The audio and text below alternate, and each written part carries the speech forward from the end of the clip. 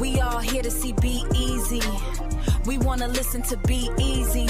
Ayy, we all like B-Eazy. Nah, matter of fact, we love B-Eazy. Believe me, he really that dude. Subscribe to the channel, it's easy to do. If you care, then go ahead and share this fire content, extraordinarily rare. That's why I put that on my mama, he is that dude. And I put that on my daddy, he is that dude. So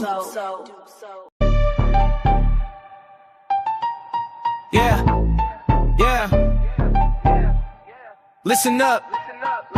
It's B-Eazy Dat Dude, the great. He ain't fake, he one of the real guys. Spitting fire every stream. You been late to the party, now it's time to realize. From Pittsburgh to around the world, yeah, the flow is elite. Every beat that he slide on turns into straight heat. Came up from the grind, selling box on a laptop, running up a bag, feel like he hit the jackpot. Got the luxury visions, ambition vivid, never bluff. Person's progress, persevere when the going gets tough. B-Eazy Dat Dude, got stripes in the game. Every rhyme, every line, they gon' remember the name. From the streets to the stage, the energy don't fade. Legend in the making, yeah, history's what he's laid. Mic in his hand, heart in the flow and soul on every beat. Dropping knowledge, power, bravado, his legacy complete. Hustle amplified, lyrics electrified, that's the truth. B-Eazy Dat Dude, established with certified proof. Feel the bass, feel the vibe, let it ride through the crowd. All the words, every hook, man, he keeps making us proud. King of his lane, rising above every feud. All hail the one and only, B-Eazy Dat Dude. Yeah.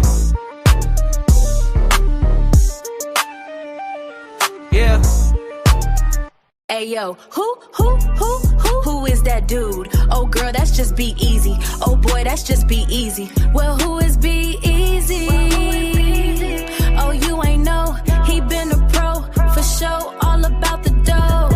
He been running up them racks and still trying to get some more. Don't care about the fame, just trying to gain and grow. He really one of them ones, his presence so pivotal. So hell yeah, he that dude, this is unequivocal.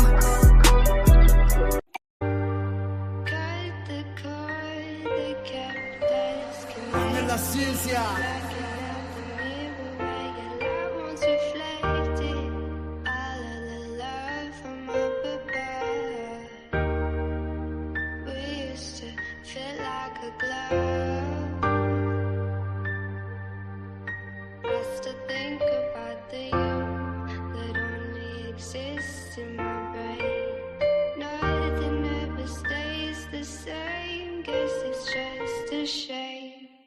No one to blame. Me, myself, and I still pushing forward, I'm ahead like die. Standing on my flow with my head to the sky. Pass on a bitch, young rip, drop dimes. It's been a rough road, gotta look for the signs. I'm married to this music, so I cook for my bride. Flip out like a skateboarder, look how I grind. It took a long time, but I'm right on time. I'm progressing, that's progressive, I got bars like a correction. Still chasing petty cash, that's a mantis. I want extra, I stop searching for my pops. I hold my nuts just like a checkup. I get physical, I'm copping just like Interpol. I play on words like a syllable, to me the world is fading. Hold this L just like a Laker, like a birthday, my shit caking. It get messy like an apron, I pick out just like some bacon, and I sizzle like it too. Can't forget about you, boo, it feel like we on a loop. Same shit, different day, I don't know what's really true. I get high as I leave hoops, who gon' give me what I'm owed? Man, I guess nobody knew, and I know that money talks, so what it said is probably true. It's the feeling that I get, and the shit I'll probably do to get through or get by. I get fly, cause I'm Jeff Goldblum in my mind. Tell them hoes to fall in line. If you thought I fell off, bitch, I'm back like my spine. How this homemade pie, that's the pro rate, ma. I'm a pro, ain't I? Sniff it out like K9s. I'm a thief, it take time to be great on Bayside. I get blue like Kelly Parker. When I'm gone, I left a mark. Tell them fish I'm still a shark. I got will, I will embark on this journey till it's finished. In the midst of all this friction, I got vision on my P's like no limit. Like a mouse, now we clicking. I go out for the spinach, that's business. Cut the cord that kept us connected. Blacking out the mirror where your light once reflected. All of the love from up above. We used to fit like a glove. I still think about the you that only exists in my brain.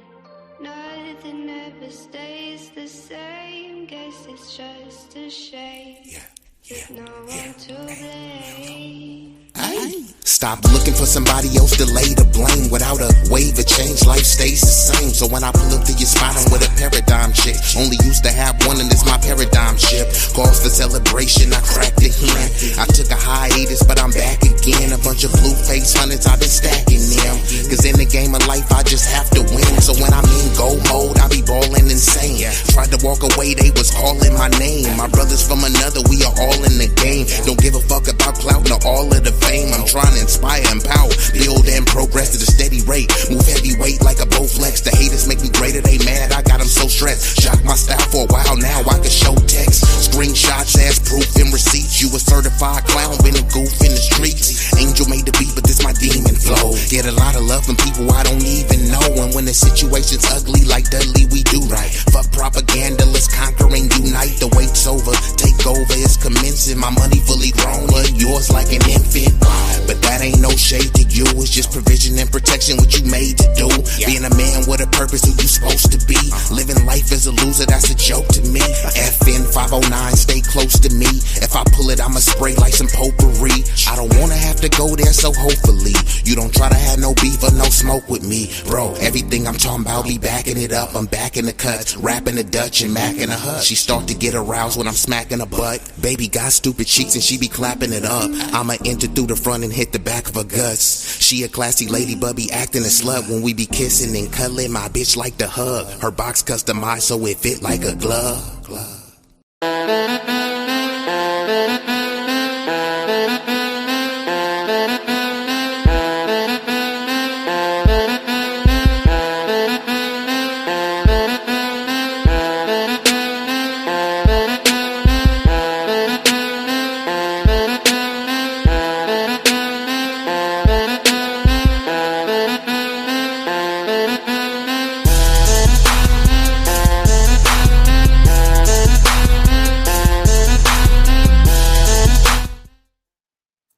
Turn your radios up.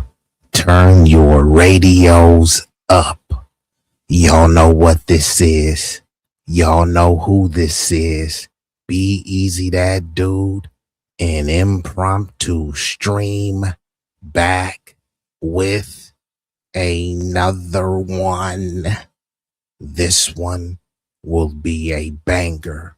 Controversial topic, so it will be a doozy. So I do got a special guest coming through, and it looks like bro is already here, so I'm gonna go ahead and drop that link. Now this link is for Big Rig, and if John is in the building and John want to come up, but I don't got time for the trolls today. But salute to the illustrious guest that stepped off in here. And assure the title, it was confusing, it was nebulous for a reason, but I'm gonna break it down. Who really bout that life? That's just a simple question to ask.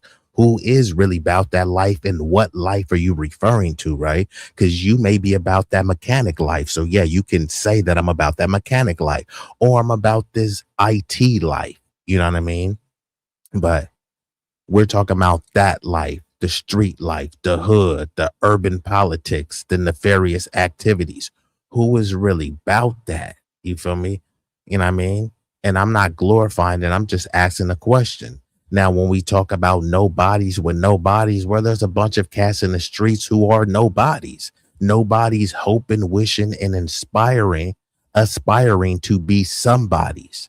But they're nobodies with nobodies, meaning they have no bodies to their name, right? They haven't unalived anyone. And I'm not trying to glorify it, but what I'm saying is there's many people that go around and they want you to believe that they have the spirit to do that, right? And the propensity to do that, but no, you feel me? And like EBK, I think it was EBK J-Bo, if you never illed a man, nigga, calm down. You feel me? So it's a lot of cats like, you know, you don't know about that life. So just chill out, bruh. Like, it's okay to be a nerd. I promote blurs. I promote nerdiness in general, but specifically the blurs, aka the black nerds, right? So, you know, and you said starting early, I thought it would be midnight. Hey, well, salute to you, man. I appreciate the Haitian brethren that's off up in Canada, and we've got none other than Melanated Agenda, the Majestic. We got Mr. Nassau County, the East Coast finest, Roger Meadows. And we got Hardship Shrink says, Jesus Christ is coming.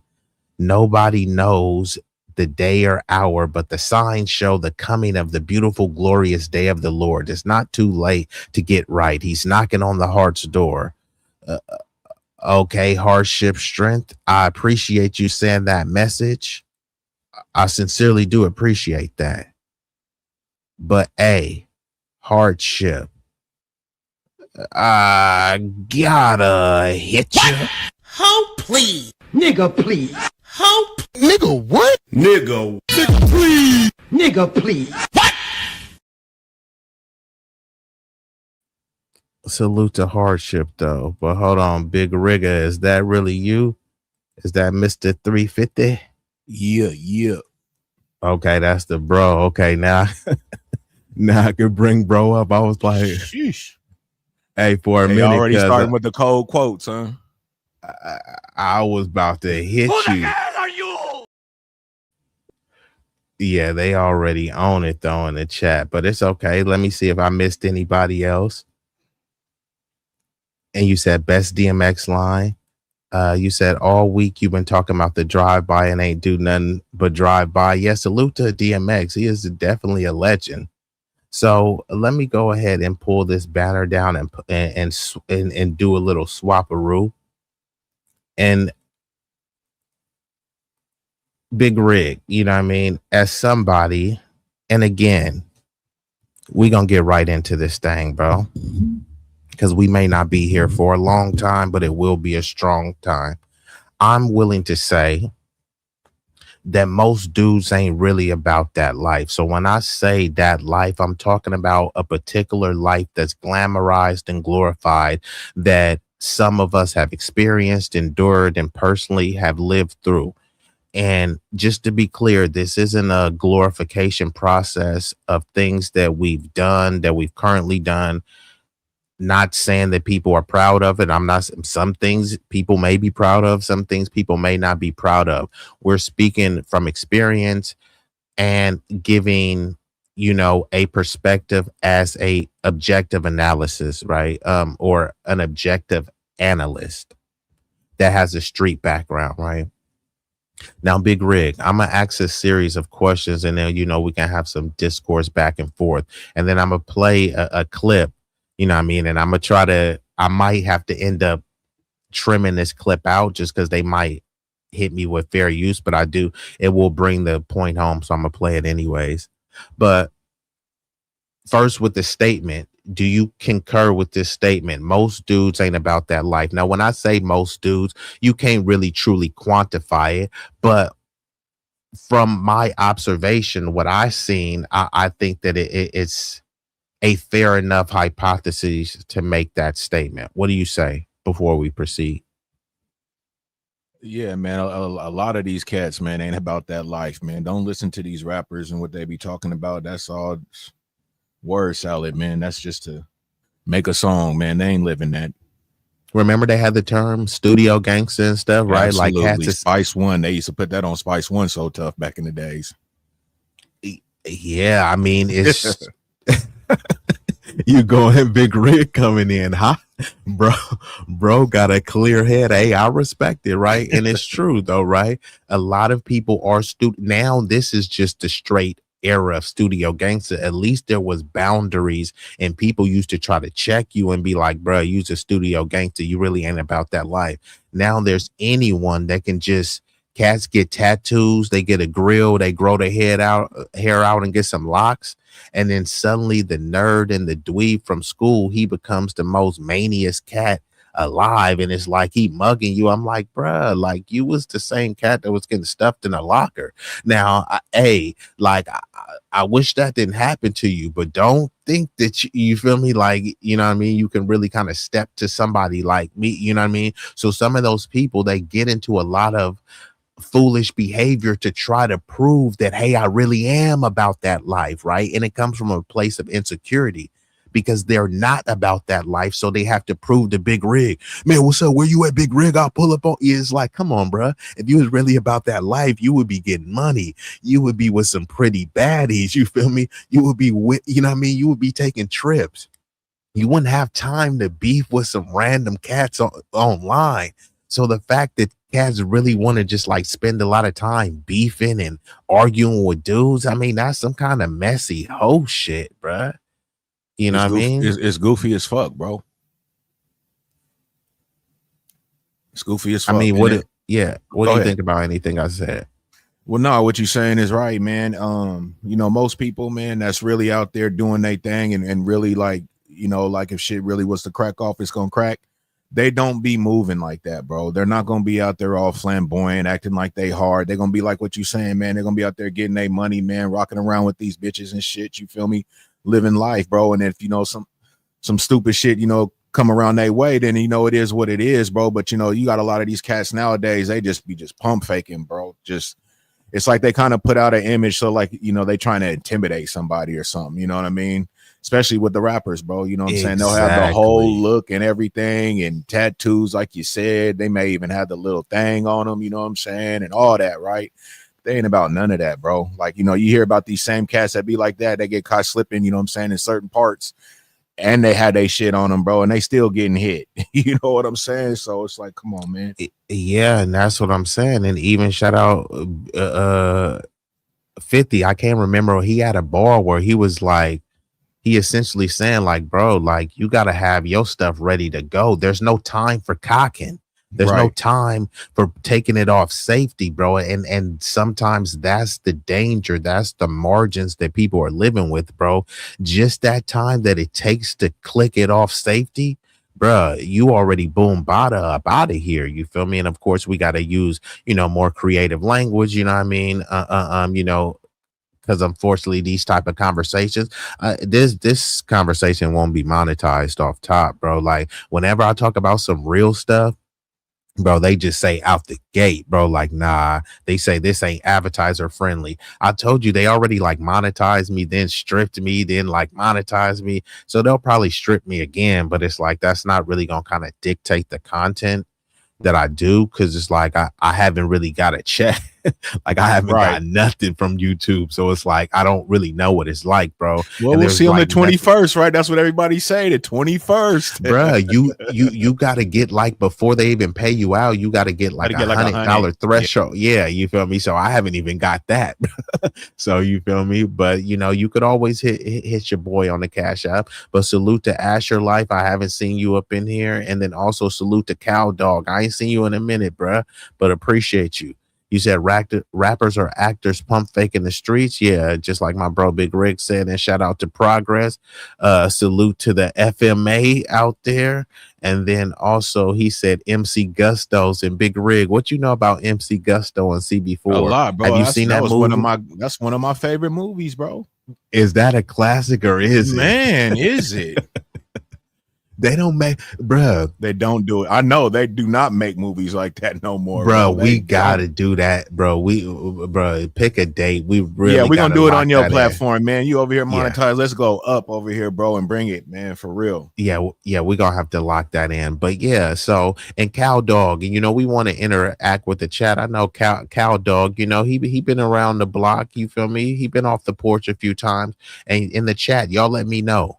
Are most dudes about that life, or are they just pump faking? And if they're pump faking, they're faking to you, manipulating you. So either you're dumb and naive to not realize they're pump faking, or you're complicit with their, you know, fake persona, right? You have to adhere to it, right? Like if there was some dude going around acting like he was Debo, but you knew he was really a dork, you're not a Debo, you're a dweeb, bro. You ain't Debo, you were a dweeb, bro. I knew you was a dweeb. I'm not finna let some dweeb nerd dude just come around acting like, you feel me? What you got on my 40, homie? I got a 40 for you. And the thing that gets that's what I got for you.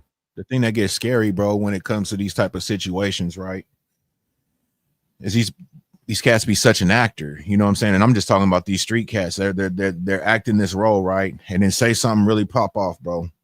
And they got the thing and everything on them, but they ain't pulling out. They act like they stuttering, you know, fluttering and That's stumbling. another thing too. And then it gets dangerous, bro, because like you got the thing on you. We over here in a situation and you ain't even, you know what I'm saying?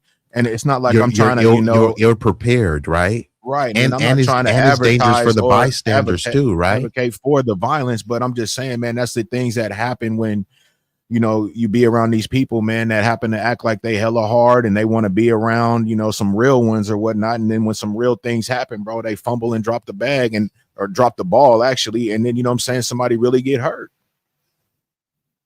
They're spooked, bro. They're cowards, bro. And in reality, they're cowards, bro. They see what's going on. They hear the music. They're trying to act it out. They're trying to play the role. You know what I'm saying? And then they end up getting themselves caught up in something, bro. I done had so many people I know, man, that got caught up in situations and they doing life, bro. You know what I'm saying? So it's just, you know, and it wasn't even for them. Oh, you going right where I want to go with it. Go ahead, that bro. Big Rig. I'm just saying, man. Bro, I'm gonna keep it all the way 100. Bro, I'm gonna keep it all the way 100, bro. I'm not trying to steer nobody in the wrong, you know what I'm saying, direction in no way, bro. But I mean, it's just real deal, man. Hold and, on, you know, respond to this, Big Rig. Fake cats in the streets is a liability. That's a bar. That's what I'm getting at. Yeah, and I want you to pick it up. This the alley-oop, because if you fake, like I said, Big Rig, we've done what we've done, right? But if we got some fake cats, bro, it's been a situation where somebody has something on it, but if it's in your car, they'll try to make like it's yours. Well, it ain't my you car. Gonna go there with it too, bro. I'm saying, I'm speaking from experience, bro. But go ahead, Big Rig. And fake that's cats in the streets is a liability. They're wherever you want to take man. that. They're cowards, bro. And again, you just touched on that, man. And that's a main reason why, you know what I'm saying, when you catch me, man, I'm solo. But you know, most of these cats, bro, they like I said, they're trying to play the role. And the next thing you know, let's say, you know, the boys end up being behind you, whatnot. You that gangster though, right? And now all of a sudden you want to, you know, maybe throw your thing or act like you didn't know it was there. You know what I'm saying? Because you know I'm the driver, so it's gonna get pinned on me regardless if you ain't taking the. Bro, they hit me with the, man, I got kids and you don't. And it's like bro, you what? gotta be kidding me, bro. Now, if something like that happened in real life, we need a fade, bro. Like that's crazy. Oh my God. That's you feel me? But like I said, like you feel me? Then when you get the fade, it turns into like you're wrong. Like, why wasn't you tripping? Why didn't you sit down and do that little time? You feel me? You feel me? And mind you, the little time, you look at 4 years, 6 years or something like that. Maybe you'll get out. You feel me? But you know what I mean? And I have to do the full bid. But you see what I'm saying? Like, it's all on framing. These fake cats in the streets is a liability. They telling you to sit down and do something that they want to do, don't want to do. And then sometimes, let's just say you got kids and I got kids. Yeah, but I got 3 kids. You only got 2. So I'm supposed to sit down because you got an extra kid? Man, like, I don't care if you got 0, bro. Life's full of choices, pimp. You know what I'm saying? So you knew when you walked out that door and everything, bro, anything can happen. So all that crying and shit, bro. I done said it before, man. I done been, you know what I'm saying? These cats was in the you know, in the tank, bro, crying, bro. You know what I'm saying? Grown ass men, cats, bro. Right? Yeah. Tatted up, everything, bro. Like you see them, you walk up in there, right? And then they get that phone, right? Because you know, everybody trying to get on that phone when you first get, you know what I'm talking about? So when they get on that phone, you just start seeing them fold, bro. And I'm like, you see this, man? Like, this is crazy, bro. You know what I'm saying? Like they ain't built for this shit, man. At all. And they are a liability, man. Shout out to Cow Dog again. That was a hard statement. That's all. That was a bar, Cow Dog, because it truly is a liability, because you gonna get jammed up. Like, so let's say we, you know, okay, you know, again, we're not advocating for this. We're just speaking as experienced individuals who have a street background, who's a product of it, been in it and around it, right? If we do some dirt together, they say you do the crime, you do the time. Is you know what I mean? Obviously, that's just a, you know, a phrase, a colloquial term, right? But it's like, the way I was raised, it was like, bruh, you do kind of gotta hold your own nuts, bro. You do the crime, you do the time. So that means you did the crime, we did the crime, we holding our own nuts and doing this time, bro. It ain't like, oh, I'm gonna try to rat on Big Rig because it's like, I can't really do the time. It's like there's nothing really honorable about that. There's nothing hard. There's nothing masculine about that. Now, again, on the flip side, if somebody set you up right to take the fall, and you feel me, I mean, E40 said they ain't calling it snitching no more, they calling it telling the truth. You better try to get down on them before they decide to get down on you. You feel me? So before, I mean, people got to look at things in its totality, not just say, hey, I'm abiding by some particular code or something. Like, bro, you're a civilian, bro. Like, what your code and your honor is to your family. You're not a street individual, bro. So like, there's no code for you to live by. And we already know in this, when it comes to First 48, even the so-called street cats, they don't live by no code. So there's this myth that, hey, there's a bunch of crime that doesn't get solved in the black community because there's a no snitch rule. Like, no, cats be snitching, bro. Like, you see it all the time, bro. On First 48, cats is snitching, bro. You don't even gotta bring them no Chick-fil-A. They giving a stale Burger King sandwich, and they you know what I giving mean, an Arco big bite of 7-Eleven big bite, bro, and they telling, and bro. they start singing, bro. So this whole, well, we can't find out crime because nobody told. Like, bro, all those cats is telling, bro. How many cats that you know right now when they faced, hey, you did this time with Big Rig, you're facing 40 years, and all you got to do is, say this, and you'll be doing 2, or you'll be doing 5, or you'll be doing none. How many cats do you know that won't rat in that situations, bro? No, I mean, you can man. pretend like you don't, but then even like you said, Big Rig, you saw some of the hardest thuggish dudes who got bodies, bruh, and they were breaking down and crying like girls because, like, we're human beings, bro. We're emotional creatures. If there's some thuggish dude and he like, bro, I got 3 kids, bro. Who cares if I rat? Look at all these movies, bro. Frank Lucas, bro. Remember American Gangster? I mean, it's a depiction of Frank Lucas, bro. Frank Lewis ratted. You Man, feel me? that story is like a story of glory, bro. Like everybody damn near done went through that shit in these mobs and gangsters, bro, and all kind of shit. What was that dude? What was it? Sammy the Bull? Oh man, he takes the cake. But was he not the epitome of what people were trying to be? I'm about that life. Man, Sammy, of course. Sammy the Bull was, you weren't about the life more than Sammy the Bull. And guess what he did? He ratted, bro. Off top, bro. And you know what I'm saying? And another thing, man, and I ain't even trying to, trying to act a certain way, but I mean, I just gotta keep it 100, man. Like 90% of my partners, bro, they all hit the yard, they all went to the pen. And the other 10%, bro, they just wasn't in the streets like that, bro. You know what I'm saying? Yeah. And I it's not like, I'm trying to glamorize, but I salute, what I'm saying, my partners for that, because they would stand up about it, bro. They knew what they was getting into, man. You know what I'm saying? And they did what they had to do, bro. You know what I'm saying? When it comes to doing that time and shit. So I can't be mad at them, bro. But you know how many people got partners that done been through shit, bro, and they go in and come right out, bro, and they still around these motherfuckers, bro. Like, I don't understand it. Like, the shit don't add up, bro. You know what I mean? And I just gotta just really throw that out there, man. A lot of these cats, man, they really say things, B, and they're not about it, bro. They're not, and they will get you in a situation faster than a New York Minute, bro. Like, it's just bad, bro. It's really bad. Okay that you ain't about it. It's not okay to pretend. Absolutely. Right? Like, I'm advocating for you to not be about it, because this is a perfect segue to the segment that I'm about to play, right? It's okay to not be about that life, but once you pretend that you're about that life, shout out to the bro Geechee Gotti, because unfortunately he was really about that life and was doing, because sometimes cats could be about that life too much in a foolish way. You're supposed to get in, extract what you can from it, and transition to something greater, you know what I mean? And of course, something legal.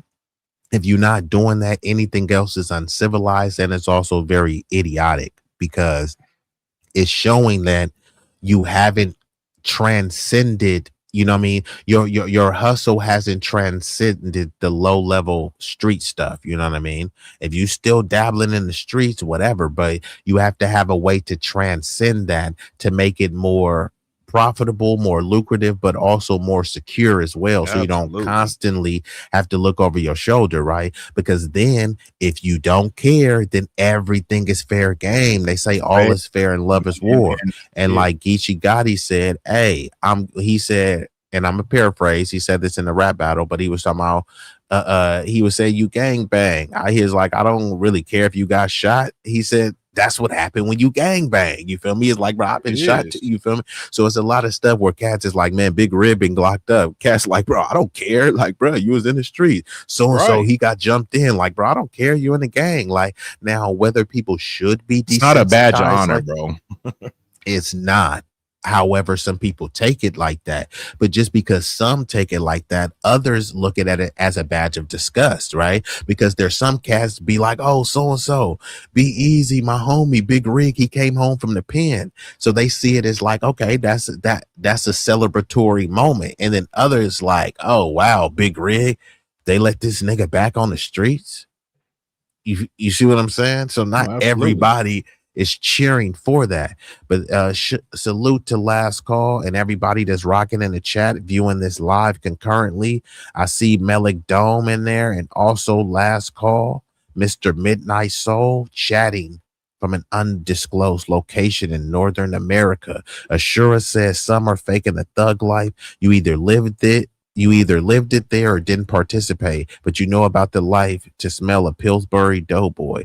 Yeah, cats thinking they Doughboy from Boys in the Hood, but you more like the Pillsbury Doughboy. And you know about the Pillsbury Doughboy, he was soft and always going, woohoo. That's what you cats are. You a bunch of soft woohoos until like a real Doughboy pull up on you, man. Yeah. They're not just poo butts. I'll tell you what they are. Joke. Who is this Rudy Poo? What they are, to keep it bizuck. But hold on, we gonna get into this, Big Rig. Now, what you know about this? We gonna have to break this down, bro. Fair use, and I will have to probably come back after and trim this part out. So just so y'all know, I will be reacting to a small portion of the video straight out of Compton. Salute to Compton Menace. Salute to the production team on here. It's going to speak to a broader point. Now, I will mute this first part, but we're going to break it down and explain it. And then I'll unmute it when it's appropriate. Now, they riding through the hood. You feel me? Somebody else uploaded this, so there's some random subtitles. And actually, hold on. Give me 1 second. Oh, the bus scene. Okay. Give me 1 second. I'm going to take this banner down so I can try to put this on full screen real quick. So on this bus scene, we just going to describe it, right? We got these thugs, you feel me? You feel me? Real gangsters, real G's, but then we got these wanksters, these faking. This is the definition of pump faking. They out the window. What up, cuh? What up, blood? You feel me? They stacking, bro. They throwing all these signs. And here the gangster, he like, bro, pull over, bro. Okay, y'all gangsters, right? And remember, this is for educational purposes. Fair use. Fair use. Shut it down. OG Two-Tone. Crenshaw Mafia, bro.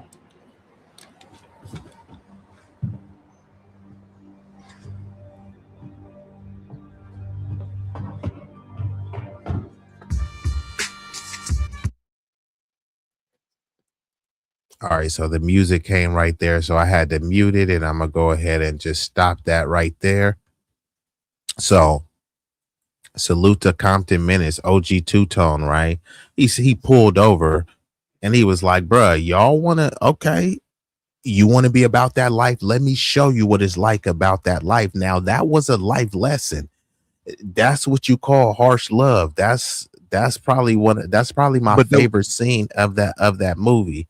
There Go was ahead, Big actually Rig, a what you got? lesson bigger than that, bro. The thing is right, these kids is on a school bus. We all know school buses go to different areas to pick up different kids, man. Different hoods. Everything. So when they was out there doing that, man, throwing up their signs, doing all that finger stuff, right? He throwing up signs in a hood that's all on the red team, bro. You over here repping blue. So when they pulled that bus over, they in their hood, bro. When you see him getting off that bus, you see how many cats was outside, bro. They was in their hood, bro. These youngsters is so just out of it, bro, thinking that they hard, not knowing where they at, that they just think they could just throw it up. Big You know what I'm Rig thinking saying? it's a game, thinking Thinking it's a everybody is for game. play. And the thing is that bus got pulled over. They seen that, you know what I'm saying? These gang members, bro, they Big definitely Rig, holding weight because the bus driver opened up the door, let everything ride. I was just about to say that the bus driver didn't say nothing, and then he said, "Pull over, blood." Like and then after he said, "Bro, I might be the one to smoke y'all," right? The bus driver looked in the rear view like, "Bro, what did you YNs do, bro?" Right.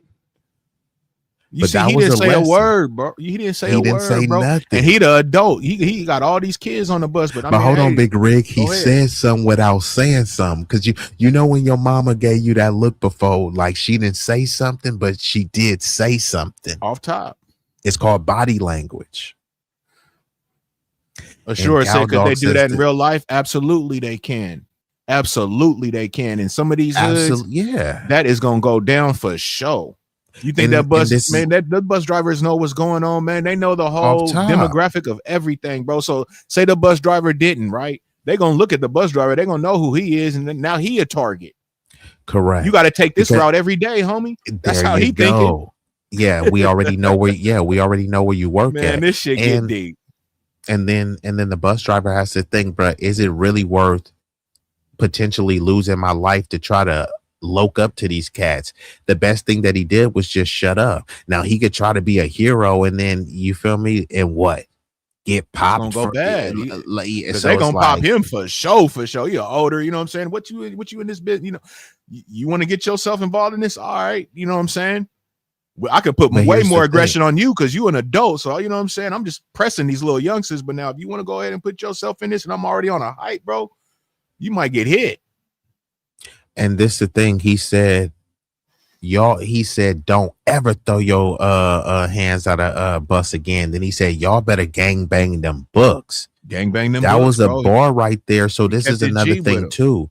It's a lot of cats that it's like, look, bro, I know some cats will say, hey, I know what my fate is. I may be unalived, or I may be in jail, or I may, you know, be spiraling down a life of crime and mayhem and stuff like that.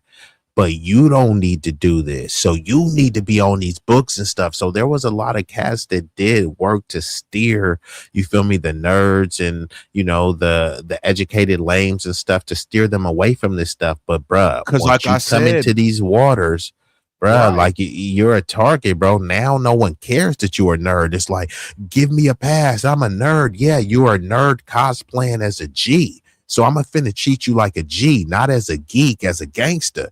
So, and then it turns into, oh, wow, why y'all do so-and-so like that? Like, no, why was so-and-so this smart person trying to pretend like something he's not, just because he was enamored by some movies and stuff?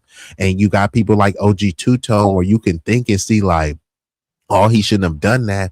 Well, in real life, you know, because that's a depiction of a real life scenario. Like, I wouldn't be, bruh, if some maniac thug gangbanger came through and put the pilly to your head and was like, bruh, you gonna remember that. Yeah, you gonna remember that. You got to really think, is it worth it? So, I mean, he gave him a lesson, bruh, because really think about it. If you just take a class and they say, Big Rig, don't do drugs. Big Rig, don't join gangs. Big Rig, don't smoke no weed. You can take a class to do that. But if somebody pull up on you like he did that, you know, I'm not advocating for that, but I'm just saying that, you know, it's a terrifying message, but it would be more effective than just, you know what I mean, handing out a pamphlet. And the thing is, bro, is there's a lot of gangsters, man. He knew what them kids was, man. He knew that they was some suckers. Why do I say that? It's because for one, bro, they're on a school bus. They're going to school. Most cats that is in that life, man, and really trying to touch them streets, man, they 10, 12 years old already trying to hang around and do what they, you know what I'm saying? They already trying to get the game. So they ain't gonna be on no school bus, bro. That's why he's like, man, you need to cut this out, man. Gang bang them books, bro. Like, this ain't for you. You feel me? Like, I got young partners. He and I can guarantee he got young partners in the hood the same age as them cats, bro. They ain't on no school bus. They probably out there chiefing and doing everything under the sun, bro. You know what I'm saying? And you just real recognize real, bro. It was a definitely it was definitely on 10 the way he did it, but you know what I'm saying? The message was definitely felt. I guarantee, you know what I'm saying, that them cats never did nothing like that again, bro. Definitely thought twice about ever doing anything like that again, bro. And this is the thing, bro. OG Two-Tone, bro, was, somebody, and I'm talking about the movie, right? OG Two-Tone was a dude who was a G that had bodies. And this is why I put there, nobodies with no bodies. Mm-hmm. The dudes, the kids on the bus, they were nobodies. They were nobodies trying to be somebody, trying to pretend they were somebody. And the somebody they were trying to pretend was if they were a gangster, as if they was really about that life. And there's a lot of cats that do that. I'm somebody, right? And they want to pretend that that somebody is a thuggish figure, is a charismatic figure, but that's really, really with the activities. Well, you know what comes with that. Somebody with the activities might press you, and you rather be ready to press back, or you feel me? You gonna get rolled on or rolled over. You feel me? So you're gonna have to roll your sleeves up, and you feel me? You're gonna have to get in the mud, but that's only because you try to pretend that you come from this. You could have just stayed off the porch, right? You could have stayed in the kiddie pool, but once you come in the shark infested waters, there's no one coming to save you, right? Nobody is throwing you a lifeline. They like, bro, I had to swim through these waters, so if you can't do it on your own, tough luck, Buttercup. Should it be like that? I don't deal with shoulds. I deal with how it actually is. Yeah, it shouldn't be like that, but it is like that, right? Nobody kind of cares, bro. There's no manual for Big Rig when you get locked up, how you can port yourself in there. Here, Big Rig, this how you survive county. And even if there was a pamphlet, would that really work? You kind of got to get in there and step how you step, bro. Absolutely. I mean, Big Rig, you know what I mean? Only because, we publicly talked about this. Like, was there any manual? Was there any how to survive county for dummies? Like, did somebody put a battery in your back? Like, how was you able to survive this? Like, did you read a book? Like, how'd this come about? Nothing could prepare you, bro. It's all an experience. You know what I'm saying? It's just how you conduct yourself. It's how you move. If you want to get up in there and act like, you know what I'm saying, your stuff don't stink and you the hardest and everything like that, well, you're going to get tested, bro, because there's always going to be somebody harder than you and want to test always. So, you're going to mind somebody. I always say that. And the thing is with these people, that get to popping it, bro, even when it comes to the social media, they haven't really been through nothing, bro. You know what I'm saying? And you could tell because the way they talk and the way they just act like they're hella gangster and tough. And it's like, bro, you would not speak like this to a man on the streets, bro, or to anybody like this, because your head would get knocked off. Like, I know you for play, bro. Like, you can't even take them serious. This Big Rig. None of those shaming tactics will work when people say you chimping out, you got low impulse control. Now, unfortunately, hypothetically, your head is busted. So those whole little slurs where it's like, you got low impulse control. Yeah, maybe I do. But now you got a two-piece, bruh. So it's like, is it really worth it? You see all the time where some cats, like, they think they can do a reenactment of Chud the Builder, right? So they go around spewing the N-word and dropping N-bombs. You can do that. I'm a free speech absolutist. You can do that. However, someone might, you feel me, give you that sweet chin music. Should they do that? Probably not. But like I said, I don't deal with shoulds. I deal with things as they are. It's not a lot of cats just gonna let you calling them a B word, the N word in their face. You looking at their kids a certain way. You It's not looking gonna at their happen. wife a certain. It's not gonna happen, bruh. So you can say all that stuff and talk about people's wife in real life, bruh. I don't care, bruh. I don't care if it's I've my never ran mom. across that in my life, bro. I've never seen that, bro. I can honestly tell you, I've never ran across anybody trying to disrespect me or say anything like that, disrespectful, like how you see sometimes. I've never encountered that in my Yeah, life. because Big Rig, me and you both have encountered it, right? And you know, you smooth with it, you feel me? You cold, but consistent, right? So it's a lot of cats that have tried to step to us like, but rhetorically in the chat, it's like, bro, you don't know me, bro. And I'm a real dude, bro. I stand everything I stand on, bro. Me and Big Rig had our own installment of a show, Easily Rigged, but every time we on a panel together rocking out, that's what it will be, Easily Rigged, right? That's the name of it, right? I Okay. cammed up multiple times. All of my links are to my photos. This is my real photo, no AI photo. All of my links are to my real pages where you really see me, where there's really people who really know me. I do real pull-ups in real life. You feel me? We real Not niggas on around here, man. Straight up. So for me, it's just like, I mean, I don't mind camming up. It's just like, honestly, I've got more numbers by me being off cam. But when I do have, some of my content going forward, I'm gonna make a more concerted effort to be on cam just because I'm a man of the people. However, it's a lot of cats that's hiding behind faceless accounts, bro. Facts. Trying to challenge cats in the chat, and then you drop the link, and then they don't want no smoke. It's like, not only do you not want to challenge, because I always say you're not intellectually formidable enough to challenge me, not because I'm the biggest, baddest, smartest dude, but I'm smarter than a lot of these peons that are rather pathetic trying to challenge me. And it's the same way in the streets. Like, if I didn't already survive through some notorious hoods, went through some of the most harsh experiences where if I say it, then cat's head would spin. Yes, like, bro, I survived that. It's a story to you, but it's a story about my life that I've experienced and endured. You know what I mean? Just a few things that I would name, and people be like, bro, damn, you know what I mean? And it's like, yeah, that's all you have to say. You know what I mean? There's nothing else you can say because you can't relate to it. It's not to glorify, it just is what it is. People become a product of their environment and their circumstances. And many times people don't want to look into the nuances of other people's, background, their cultural experiences, their upbringing and things like that. You just want to assume that, hey, I could relate to this person because I heard some rap songs and I watched a bunch of hood movies. Nigga, you're not hood.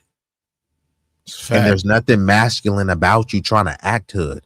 And this is why I've been saying that these hood, so-called hood and gangster niggas, y'all niggas are the new nerds, dweebs, dorks, twerps, nitwits, nimrods. Pick another word that I can add in there.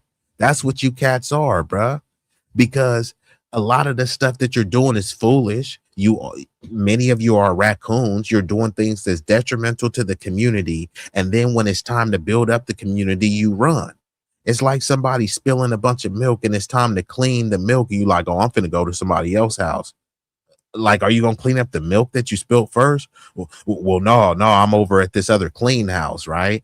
You know what I mean? And that's what these cats do. They'll destroy a neighborhood and then try to move to another neighborhood and then talk about crime. Yeah, bro, you were part of that crime, bro. You helped destroy this neighborhood. If you're gonna help destroy something, build it up, right? If I was driving your car, Big Rig, and I got it dirty, I'm not just gonna be like, here you go, Big Rig. Thanks for the keys, you feel me? And then I go hop in another whip. Bro, you dirtied the car, clean it out. And you didn't just clean it on the outside, you dirtied it inside. So now we need a detail, right? What is so hard about that? You know what I mean? Then these same people be the ones talking about accountability and black on black crime. It's like, nigga, you were leading to the crime. You were a criminal in the black community. Or they'll act like these criminals are so bad and then they do a bunch of content about the criminals. How many people are graduating college every day? You never have any scholars on. You never have any black accountants on. You don't have black lawyers on, but you will have black rappers, or you'll keep talking about black degeneracy that you say that you hate so much. I got black fatigue. And all you want to watch is fight videos and chicks in bonnets and furry slippers twerking. Right. Nobody is forcing you to watch that, bruh. Oh, yeah, I like that one too. Roger said nincompoops. Hey, I said nitwit and Nimrod. I'm surprised I forgot that one. Yeah, but a lot of these dudes are nincompoops, right?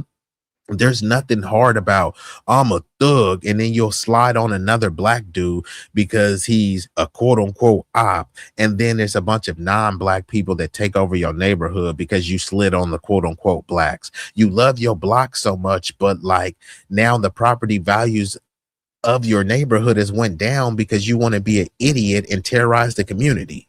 There's nothing hard about that. There's nothing masculine about that. That's rather soft. That's some dweeb stuff. That's how we got to frame it.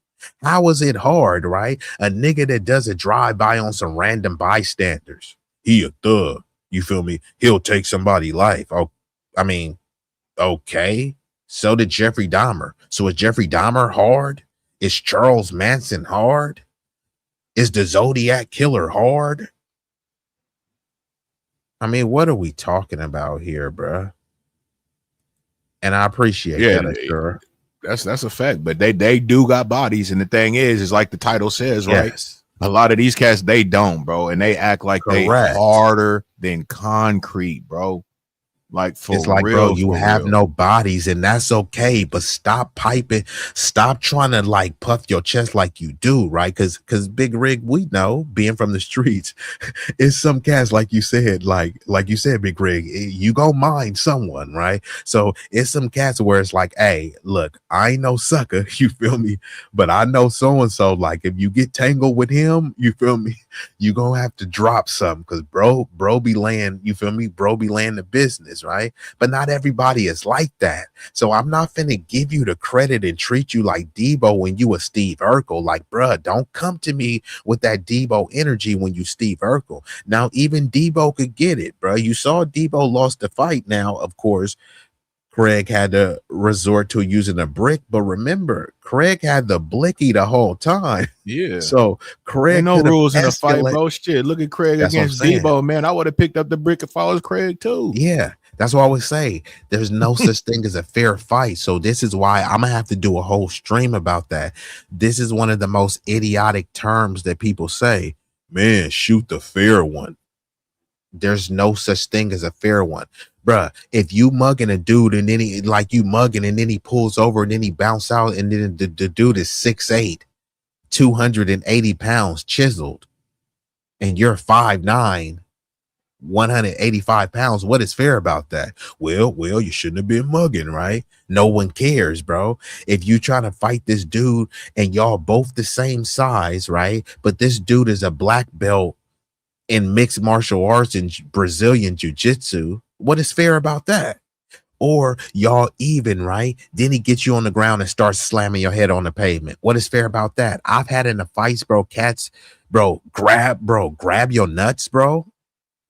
Come on, bro. Like cats will do anything. I seen a dude get eye gouge where they put your thumb and like poke it in your noises eye. in fights you be remembering some of them noises, bro. It be bad, it's cringy, bro. There's nothing fair about it, bro. Yeah. Some cats whip out a brass knuckle, so I'm ready to square him up. Everything is square. He's 150, I'm 150. He's 5, you know what I mean? Like, you know, everything will go square and square, right? This dude 6 feet, this dude 6 feet. That dude's 200 pounds, that dude's 200 pounds. Yeah, but that dude has brass knuckles. So what is fair about that? You see what I'm saying? Or this dude 6'4", this dude 6'4". Yeah, but this dude is 55 and this other dude is 25.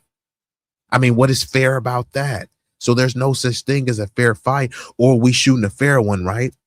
And that's damn near me nowadays, bro. I'm beginning to be around them ages. You feel me? So it's like, You know what I'm Yeah, it's saying? like you can't be But I testing don't those youngsters. really look like it. So it's like, you know, these motherfuckers gonna probably test me thinking I'm, you know what I'm Bro, they saying? But don't it's like, test you. They be like, man. oh, this little 30-year-old OG.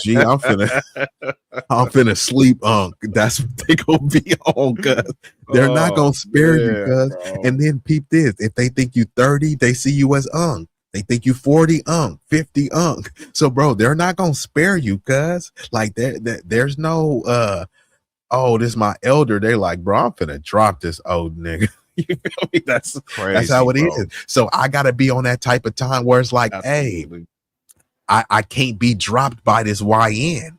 I gotta prepare to protect myself at all times.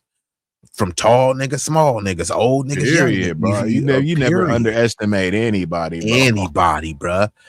I'm expecting a Steve Urkel. Hey, he's a Steve Urkel, so maybe this person is very I'm tactically thinking the trained. worst out of them than the bigger cat, to be honest with you. You got to, because the stakes are even higher, because if you underestimate them, you gonna get embarrassed, and then it's bad on you because you underestimated them, and then it's even further bad on you because you like, dang man, I didn't survive the yard, I didn't survived all this mayhem and madness, only to get dropped by Steve Urkel. You see what I'm saying? It's like you're gonna have to deal with that ego coming in, huh? That ego. That's how cats be.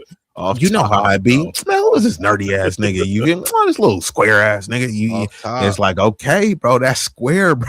That square is a black belt, bro. Like you be seeing cats do it all the time, where they try to use their gangster to impose. Oh, this nigga sucker, right? But it's like, bro, if I just out the gate and hit you with the chin music, you didn't have time to pull out the piss, the pilly. You feel me? I just, you feel me? A quick, you know what I mean? And got up out of there. So sometimes people in Big Rig, you know, this is a lot of cats that's hard on the streets, but they're hard off of their reputation of their bodies and them, you know, willing to pop some.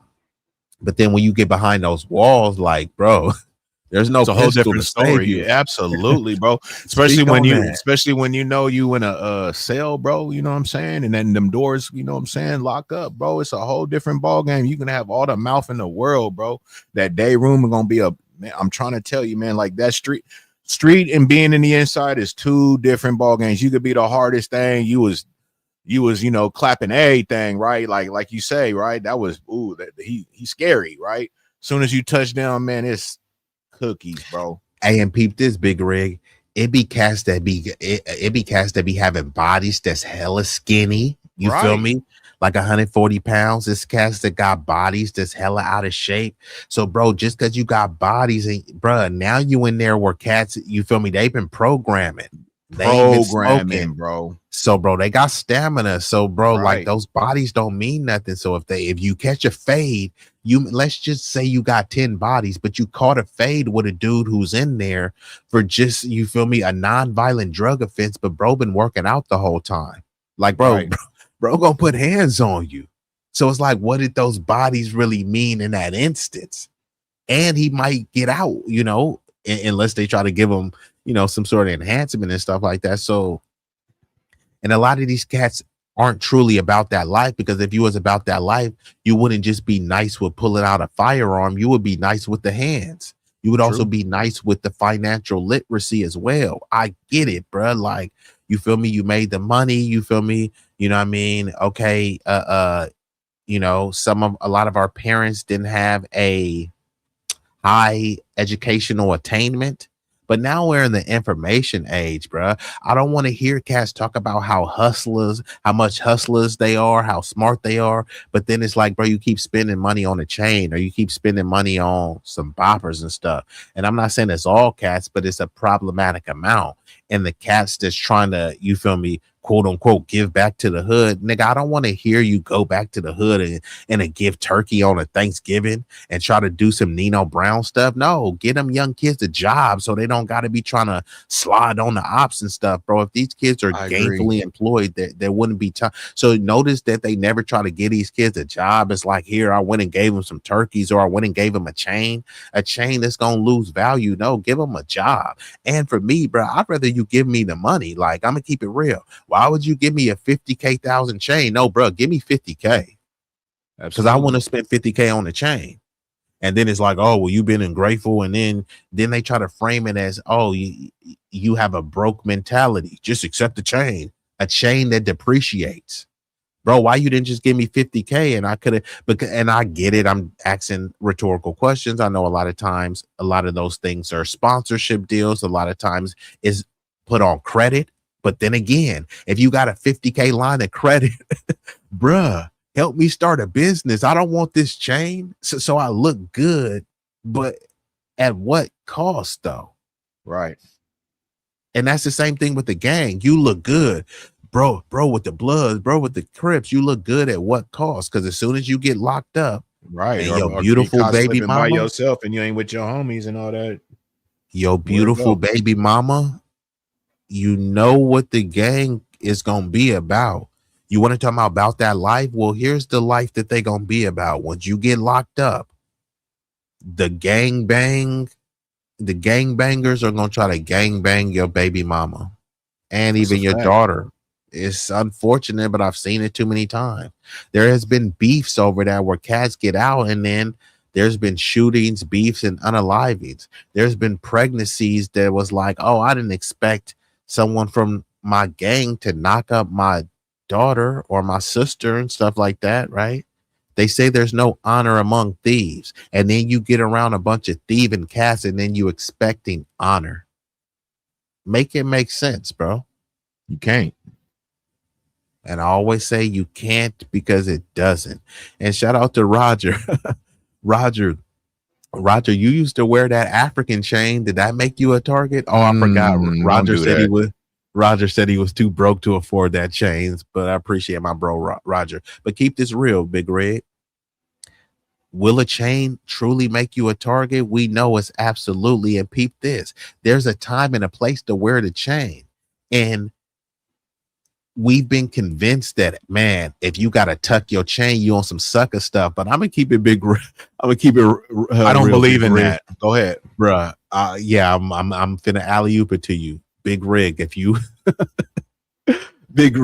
pull up in that old school on them blades, bro, on the 4s or the 6s or 8s, and then you hop out with a chunky chain.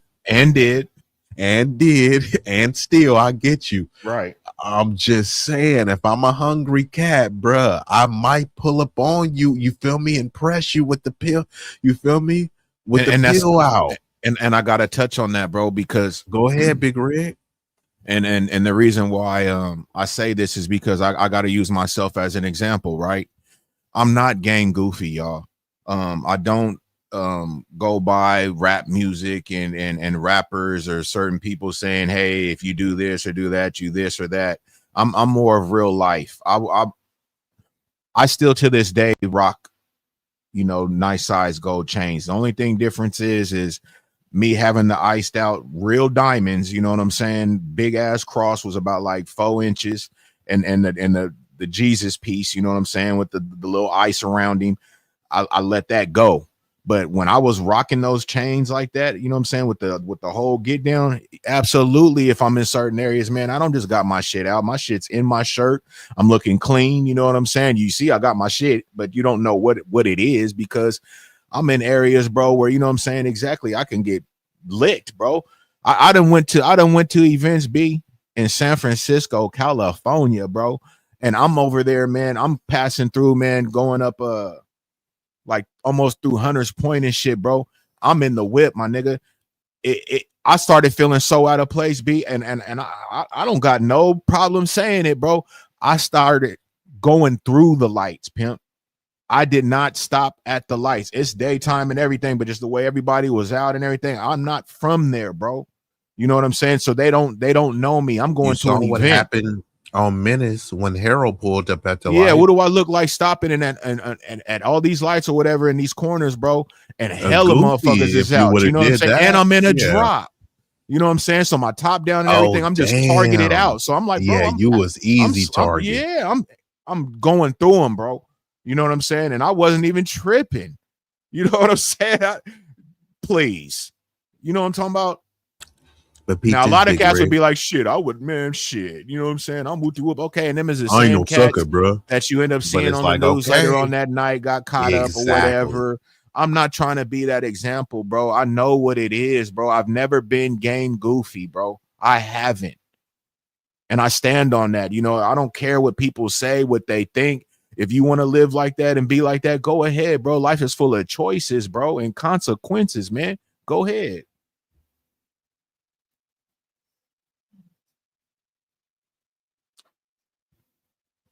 B might be doing something. Oh, okay. There you go.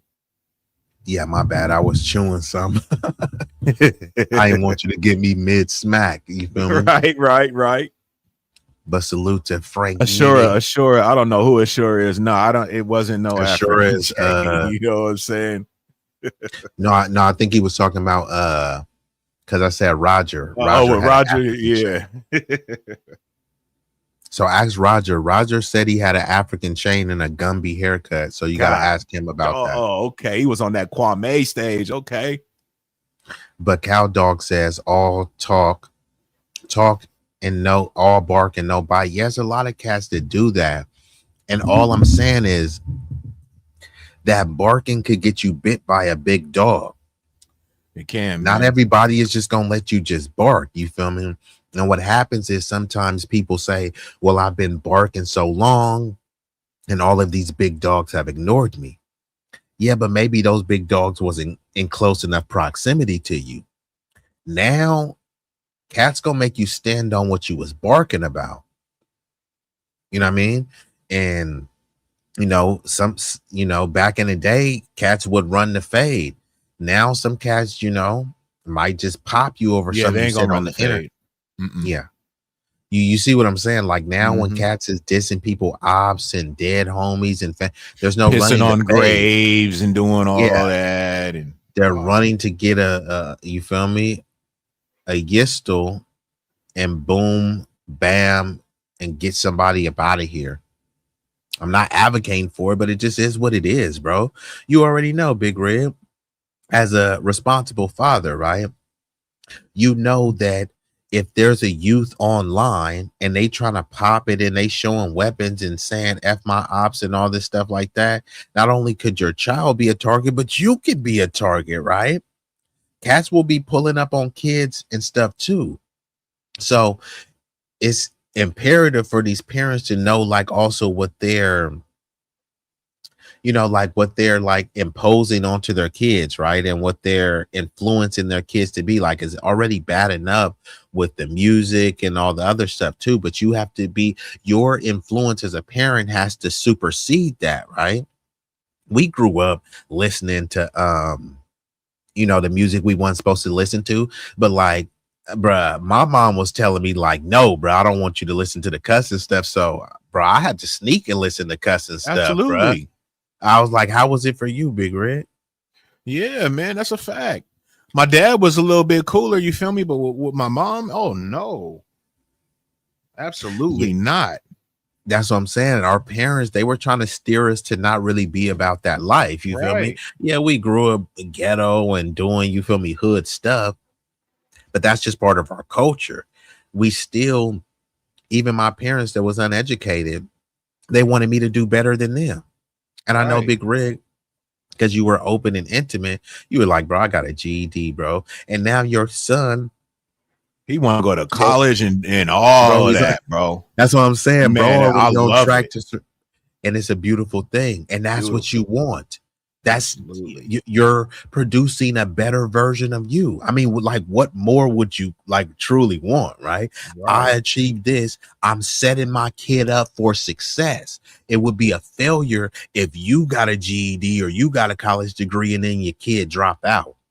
But if you get a GED and you get a college degree and then your kid go further than that, that's a success. That's a win in life that we have to appreciate. That's what you call Black culture. Right? Because think about this. If your kid was a thug and he was in juvie, guess what they would be calling that? Black culture. But now that your kid is going to college and your kid is on the track to do, you know, you better put that same tag on it. Put the same. You better put that same tag on it. You see what I'm saying? You don't get no credit as a father when you push your kid as a Black father immersing your kid in black culture, and then he goes to college. That's not considered black culture. But if you was a deadbeat and your kid went to juvie and Oh yeah, did, that's what they do. That's what. Yeah, that's come on, part of. bruh. It's Yeah, that's always the crazy. negative. It's always the toxic. So then now you think that all dads, and then this is another thing.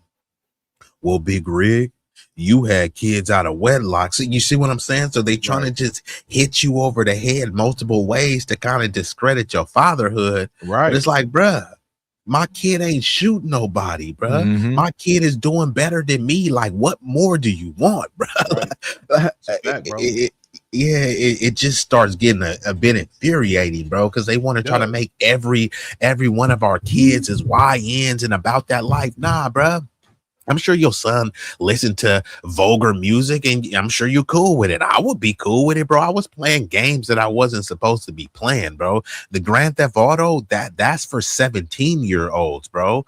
You're not supposed to be 5 and 10-year-old playing that. But like our parents was letting us watch stuff that we wasn't, like even something like the Boys in the Hood. Bro, there's no way these R. video games that they have nowadays, our parents would even let us have that game system, bro. Exactly, bro. So it's like now these kids are a lot more mature than people want to give them credit for. They're mature and desensitized, which is why that's where that parental guidance comes in. And that's why I was like, I don't even see that on anything no more, bro. I don't know the last time I done seen that, bro. Yeah, because no one cares, because they want to desensitize you too, because now a kid has a cell phone. So even if you have parental guidance, like they're gonna see it and do it anyways. Bro, any of these kids could go to Bang Bros. All it asks them is like, are you 18? And all they gotta say is yes. And then now they can watch it.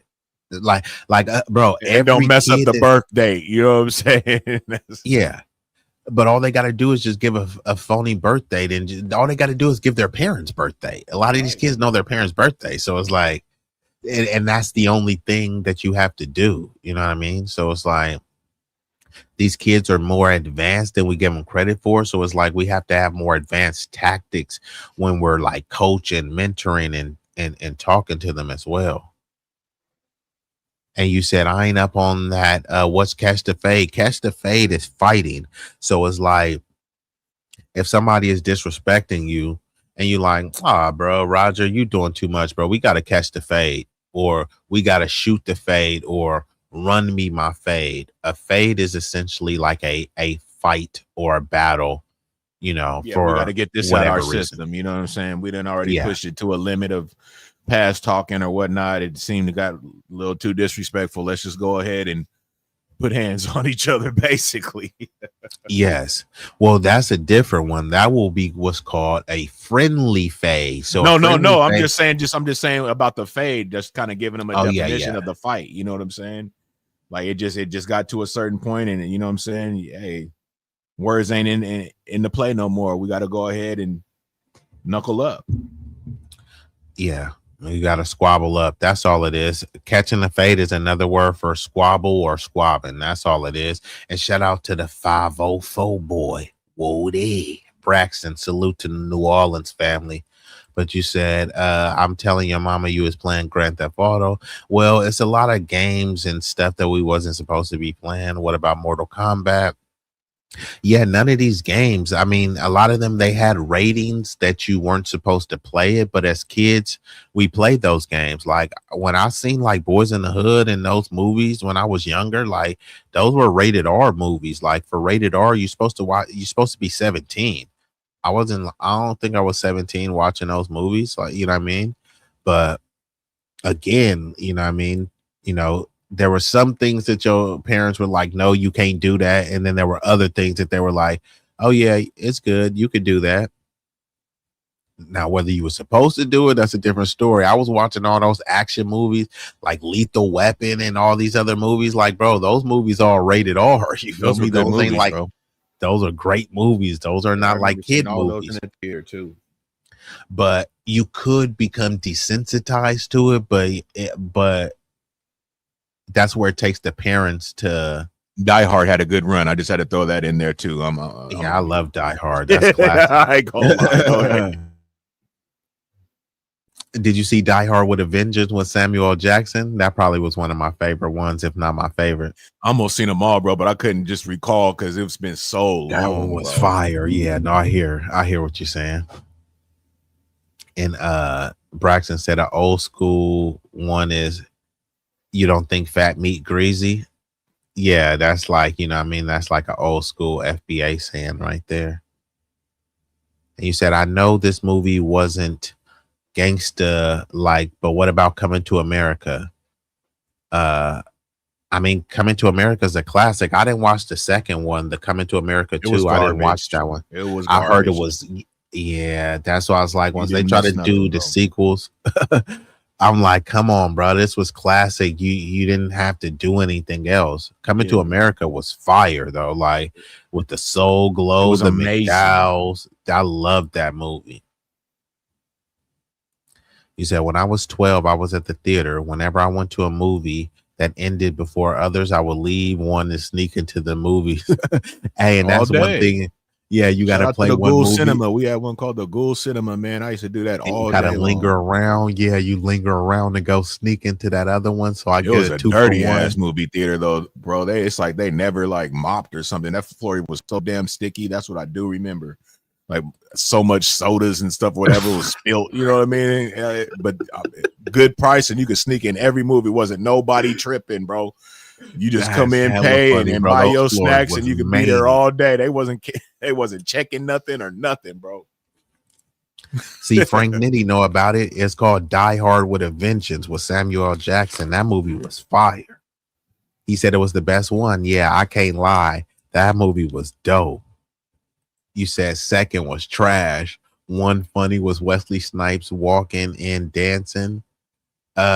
Which second was trash? Let me know what I you're liked talking them about. all, to be honest with you. If you talking about Die Hard, I like all the Die Hards, bro. Yeah, Bruce I like Willis them is a all. beast, bro. I know bro had some health ailments, but Bruce Willis is like, I don't think he got the flowers he should have got, bro. I think bro, he is was a definitely legendary dope. actor. I like dude. Yeah, he's a beast. Yeah, even Braxton loved that one. That movie was fire.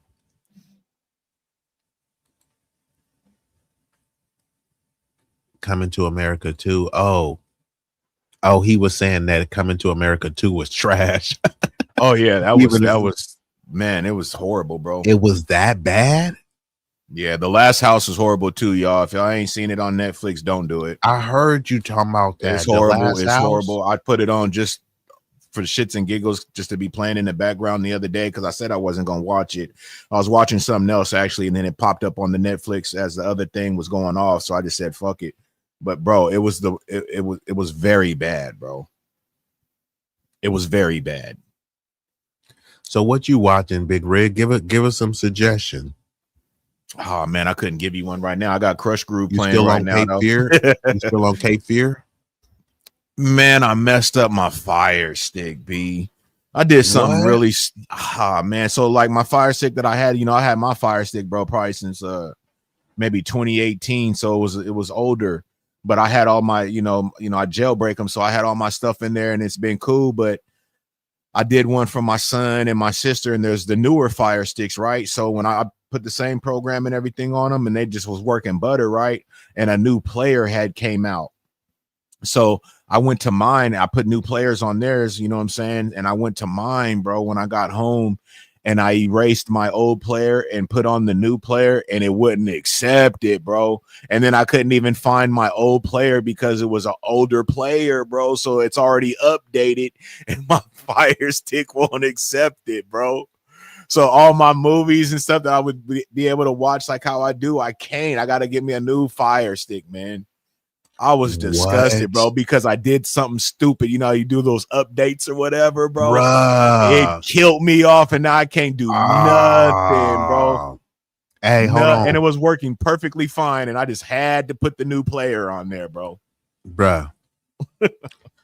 Big Rig. Go ahead and hit me. Gotta. Help, please. Nigga, please. Help. Nigga, what? Nigga, please. Nigga, please. What? I deserve it. I've been sick ever since, bro. It's been about, I ain't even gonna bullshit you, bro. It's been like 3 weeks, bro. So I just gotta bite the bullet, spend the $40, bro, and get another fucking Fire Stick, man. Those updates be, bro. I have like the worst thing ever, bro. As soon as you update, it wipes out everything. Everything, bro.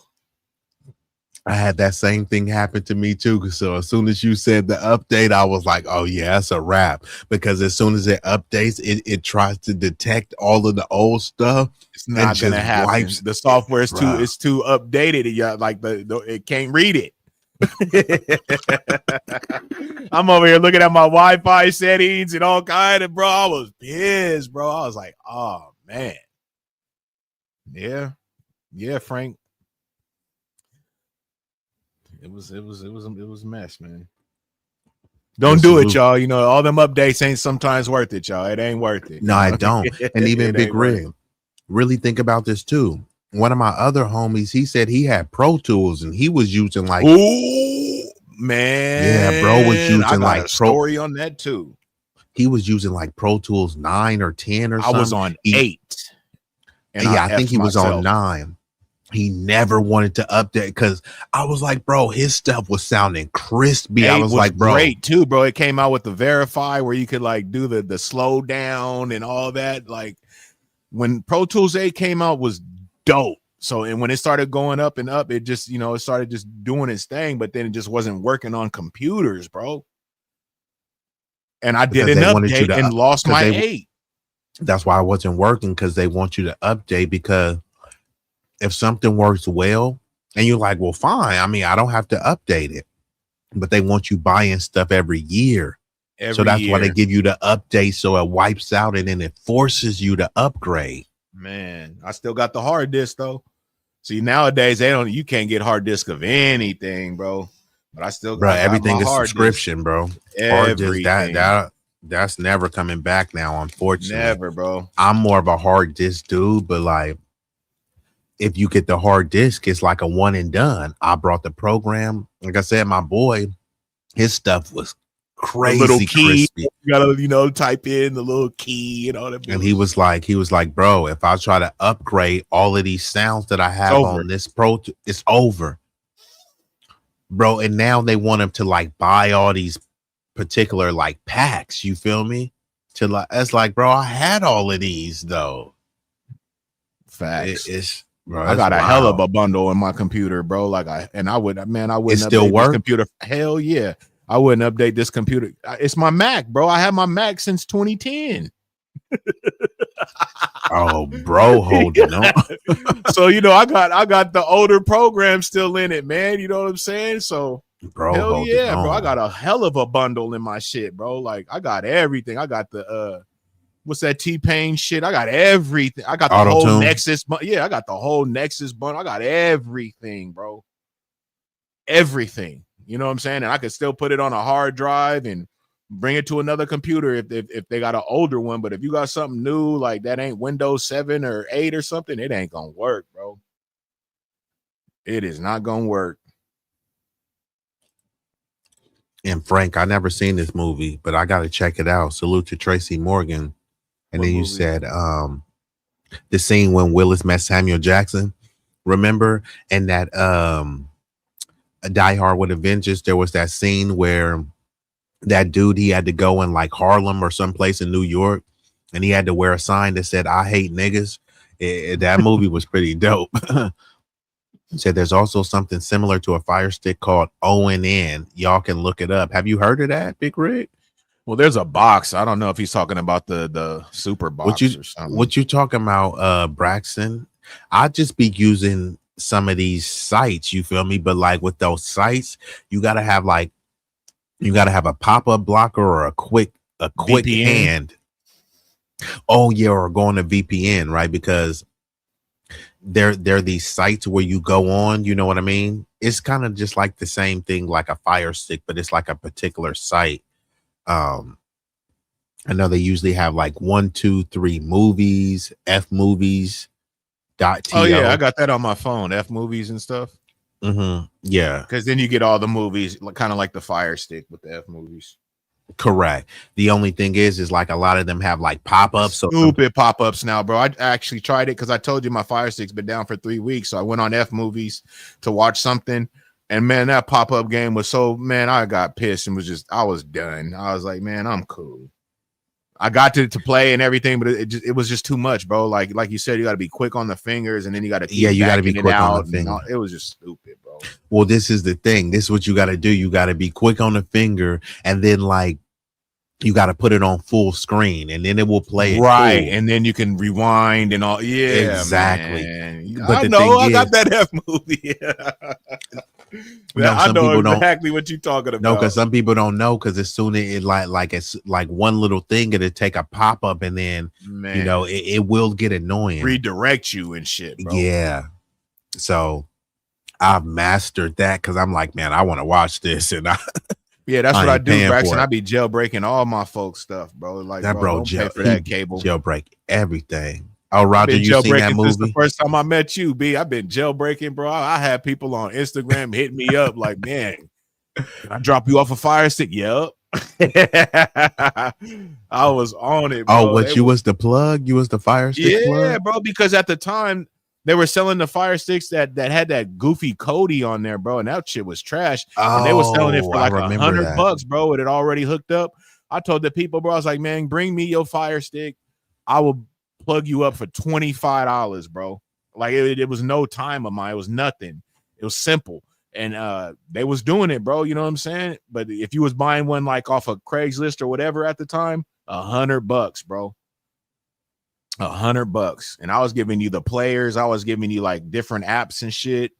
You know what I'm saying? Cody is just kind of one, but Cody was trash, bro. Like I never used a Fire Stick with Cody because I heard too much bad about it. You know what I'm saying? And that was like the beginning thing, you know what I'm saying, was that Cody shit. But hell yeah, man, I've been on them Fire Sticks, bro. My boy put me up on a Fire Stick and showed me how to do it. It was over after that. So you was doing it yourself? Yeah, that's what I said. I just did my sons. I did my sisters just, you know what I'm saying, a couple weeks ago. That's why I fumbled mine, because theirs are the newer one. And a newer player came out that was hella dope. And I was like, oh shit, man, when I get home, because it was in the store that I have on mine, bro, is what I put on everybody else's. So if my Fire Stick end up acting funny, then I know theirs is, you know what I'm saying? And then I can go ahead and do what I got to do. But as long as mine is running cool, I know they shit running cool, but they had a new player that came out and it just was butter. So I put the new player on theirs and it was on mine too. So I erased my player because it says erase the old player and then put the new player on there. My dumb ass erased the old player, put the new player on there, and my shit said, nope, can't accept it. I was like, oh, hell. And I tried to find my other one because it was in there. But say my other one was a 0.12, the one that was in. Yeah, I got all that. Cinema BTV, all that. If one was like 1.2, the new one was a 1.12. You know what I'm saying? And it wasn't going in, bro. I was heated, bro. Yeah, man, that's crazy. And Braxton, y'all let me know. Does anybody in the chat, is any of y'all got some hookups on Fire Sticks? And let me know what sites y'all be watching these movies, because I can't keep getting Paramount, then get the Netflix and Amazon Prime. Amazon did already cranked up, but Amazon Prime do got some good stuff on there. They had a good Lord of the Rings series. Tubi is good, bro. For us, I got awesome too. Tubi is good. Hey, you know what, bro? People be sleeping on Tubi. But yeah, hey, but Tubi, even those ghetto right ones. Bro, my mom loved Tubi, bro. Like, she saw like this movie, bro. It was like so ghetto, but the story was fire, bro. Like, sometimes it's some really good movies, and then sometimes they do like these really ghetto productions, but it's almost like satire. But even a lot of the ghetto ones, bro, they be kind of good, bro. If you watching these Detroit ones, bro, they be hella dope. I watched all their series. That shit was cool. I haven't seen that Detroit one, but I did hear some good things about it. I seen one like Hood, like series. I was like, oh, brother. Yeah, they're all series, like, the ones that I've watched. Yeah, it's like independent. It was all black folks. So it's like sometimes cats be pretending like you only need to go to the dominant society is like, bro, we're pretty creative now. Now it's like cats, you feel me? You can get together with a couple of your cats, bro. Like a lot of these phones are really good. I would recommend just renting a higher end camera, but yeah, bro, salute to Tubi, bro. Cats is, creating some dope stuff, but I never heard of Fawsome TV. I never used that. You heard of that, Big Rig? Yeah, I got it. So what is that? A website or an app? It's an app. It's an app. So like on my Fire Sticks, like I got like different stores and shit, and they'll just have a hell of a lot of apps, bro. Okay. You know what I'm saying? Like Cinema's no longer though. Cinema's no longer yeah, a lot of times, they end up cracking BTV, them down. They stepped it up. They got a new BTV. It works well. It has a new player and everything. But Fawsome, yeah, it's just an app, bro. There's so many different apps out nowadays. I like the F movies, or not F movies, but the F Plus. That's like my favorite app on the Fire Stick. Like I never have really no glitches or nothing. It's great. But yeah, Fire Sticks are the way to go, bro. If you got one, B, it's nothing to jailbreak them, bro. Nah, you can jailbreak. Oh, get you one, bro. Spend the $40 and get one, and you'll be done. It was worth it. Okay. Yeah, get rid of the prescription to Paramount and all that, bro, because you'll get all those movies that are on Paramount. No, I don't got that. That's why I said I used to have that stuff. That's why I was like, I'm good, bro. Like the Paramount, HBO Max, Hulu, Netflix. I was like, bro, I can't. Yes, like I can't do it, bro. So I just been on the sites, but you feel me? I mean, if I can get the Fire Stick plug, you feel me? Yeah, you've been knowing him, you know what I'm saying? He right here on your panel, so off top. My bro just been, you feel me? He been, not trying to give me the hookup. Man, please, man. I've been known for the jailbreaking Fire Stick since day one, man. I advocate for that, bro. I'm pro Fire Stick, man. I tell all my partners, bro. Bro, what are you talking about, man?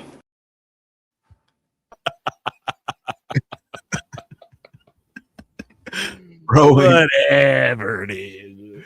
Bro ain't been trying to give me the hookup. It's good. Hell yeah, hey, Greg, man. you said you're the Fire Stick plug, right? Yeah. All day. Right.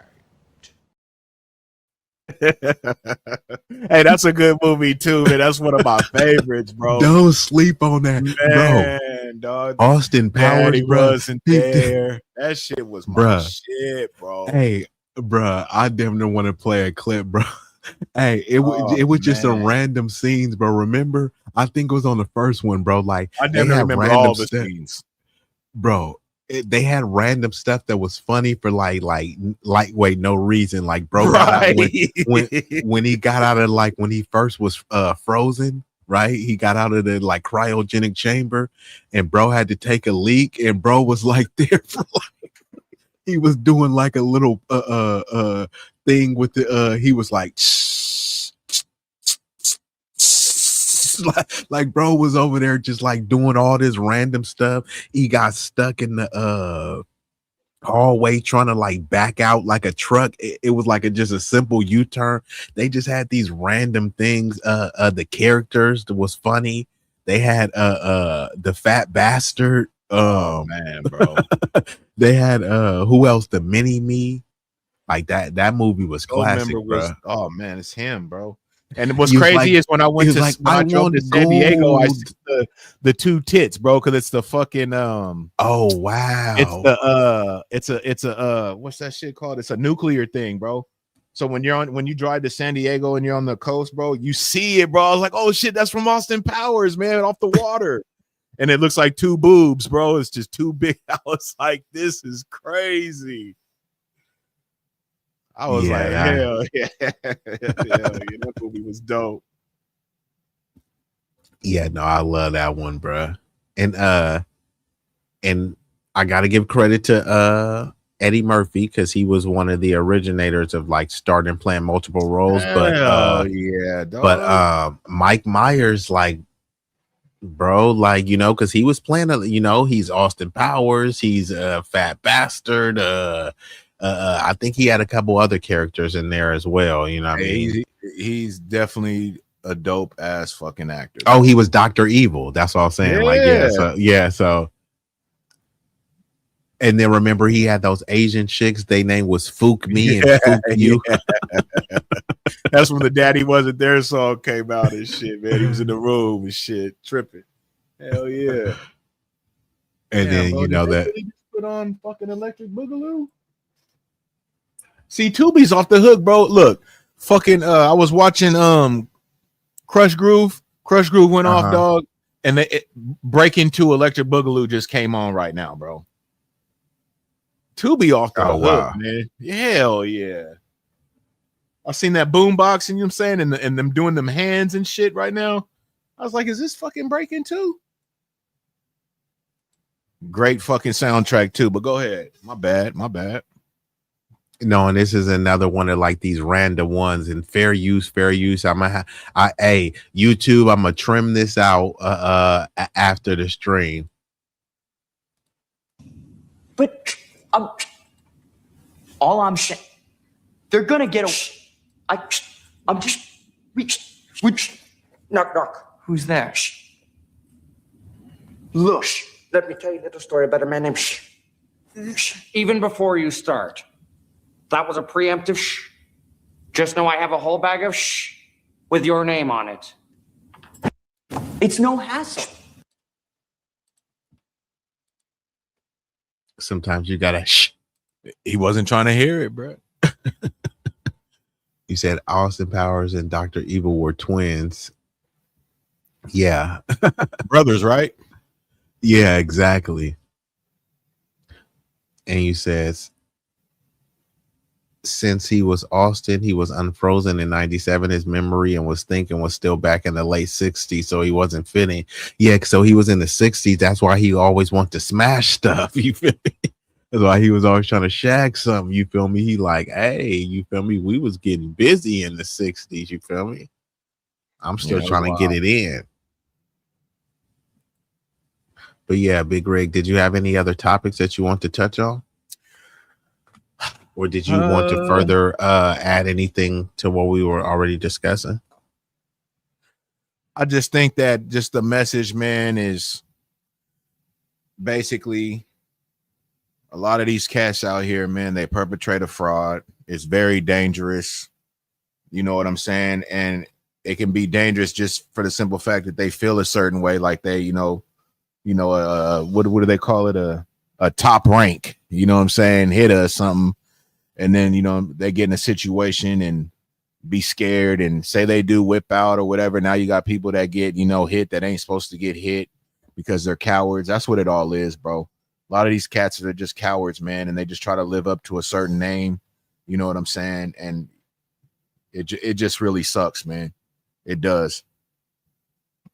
So I'm glad you kind of brought this up, you know what I'm saying? And did a stream on it because it's true, man. A lot of people kind of do be believing, these rappers and think that they really are, gangsters and hold some type of weight. Or, Rick Ross came out, everybody thought he was the biggest drug dealer in the world, bro. You know what I'm saying? He took another man's name.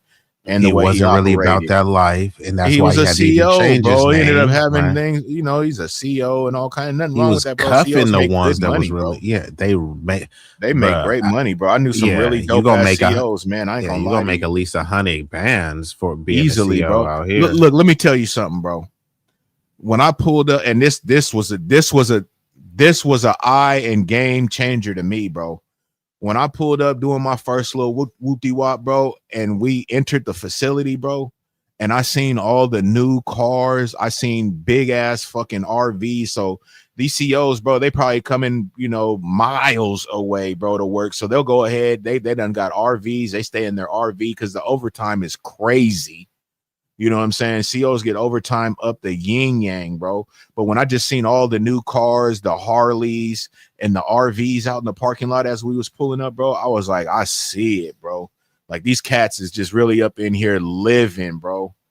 You know what I'm saying? And they ain't really doing nothing, dog. You know what I'm saying? Like, to be honest, ain't doing shit but eating lunch, pressing buttons. At all. You know what I'm saying? Watching occasionally videos, having relationships with the people. Oh, that's occasionally, a fact, bro. Right? You know what I mean? Working to smuggle stuff in and out of there, and make more paper. How you think them And phones get in there?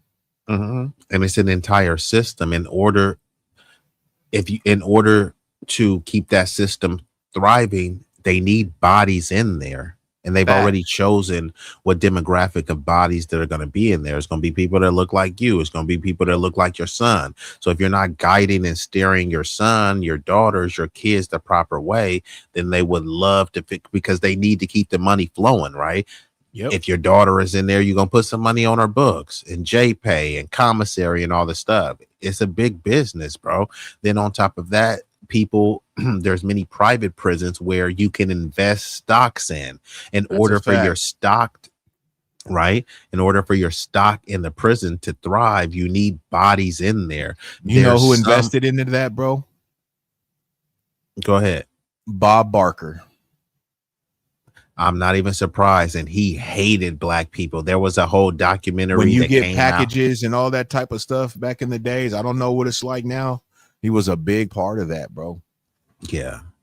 It's crazy, I'm not surprised. Bro. Yeah, man, it's a business. I mean, I didn't know that particular fact, but I'm not surprised because I knew that he hated black people. There was a documentary where even though he would kind of smile in their face, but like he's like the Price Right dude, if I'm not mistaken, right? Yes. Yeah. But then there were instances on the show where like he would have hell yeah. Yeah, right. So let's say he would have a white bingo. But the other white people, they could touch him. And then the black woman who was so happy, she tried to hug him. I hate that fucking clip, bro. For real. You see what I'm saying? Yeah, so, I don't even like watching it. It triggers me. I ain't even gonna bullshit you. But there's no clip of him doing that to anyone else. So and that lady was really filled with joy and happy and had so much love for him because she won, and he was just disrespectful, bro. He didn't give two shits. Probably didn't want her to have it at all, bro. You know what I'm saying? At all. Right. You know what I'm saying? And so this was everything to that woman. That shit was crazy, bro.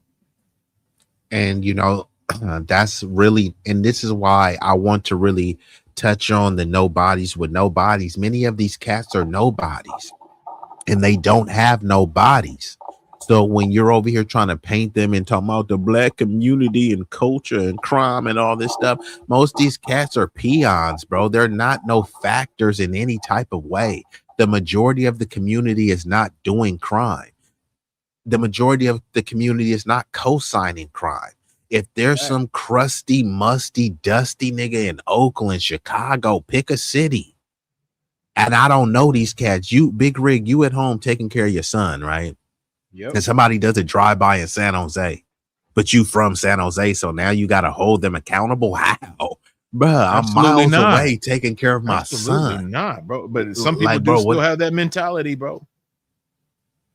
That's what's crazy. But Big Rig, you don't have the authority to hold, bruh. Big Rig, don't. You don't. Bro, let's keep it a bug, bruh. If I was on the street slanging whatever, pimping whoever, nigga, you're not the law enforcement. You can feel however you want, but you don't have no authority to check me. And if you do want to check me, that's something you got to get in blood. The people that do have the authority are the people that wear the badges, the boys in blue. They can cuff you and send you with the DA and prosecutors and all the stuff. That's who has the authority to hold you accountable. Even if I'm looking in the goodness of my heart and I'm saying, look at this dude on the corner selling dope, I want to hold him accountable. You don't have the authority. Now you can turn over this information to the authorities in hope of them holding them accountable, but you don't have the authority. You looking at somebody committing a crime and then you hopping on a podcast and saying, I saw him commit a crime and this is what's wrong with black people. That's not accountability, because nothing you did led to the arrest of this person. This person was arrested because the cops seen him on camera.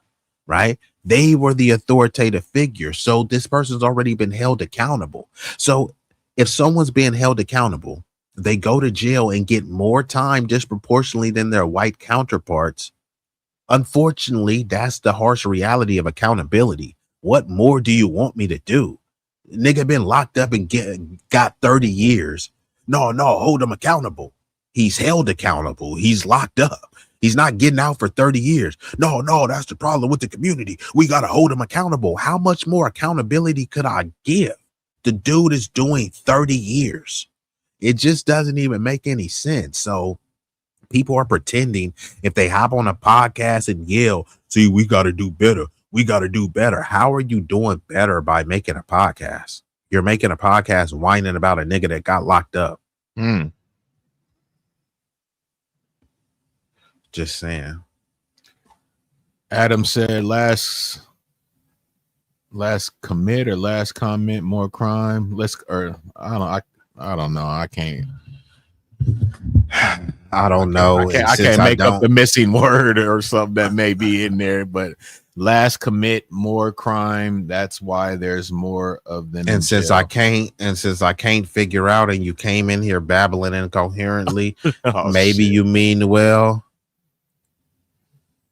Had to sit you in the corner, bro. So snap. Just saying, bro. Oh man, the spelling wasn't right. I couldn't comprehend. I mean, I ain't mad at you, bro. God no. No, it's like, come on, bro. Just come in. Like I said, don't come in babbling incoherently, because a lot of times they do that when it's real topics. You feel me? And I don't mind you challenging the point. You feel me? Giving a contrarian view, but once you just come in kind of, with the goofiness, yeah, this ain't the stream that I got time to play. Oh yeah, a lot of Fachina and Ivana hump a lot. That was some of the people naming Austin Powers too.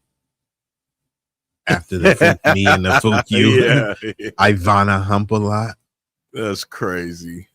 You said real talk. Everybody that destroyed their community is working for the government system. Yeah, I mean, COINTELPRO and COINTELBRO. And this is why I always talk about any person that's working to destroy their community. That's a form of raccoonery. That's a form of, being a Sambo. Now, but where did they come from working for the government, though, bro? Because they were suckers, bro. They got themselves in a situation. They was trying to act like they was gangster or hustlers or whatever, got themselves in a situation, and now they trying to get out of it, bro. That's why they ended up working for the government in the first place, man. Cats just ain't working for the government just to be working for the government. Hell no, they done got popped, put in a twist, and they trying to save their life, bro.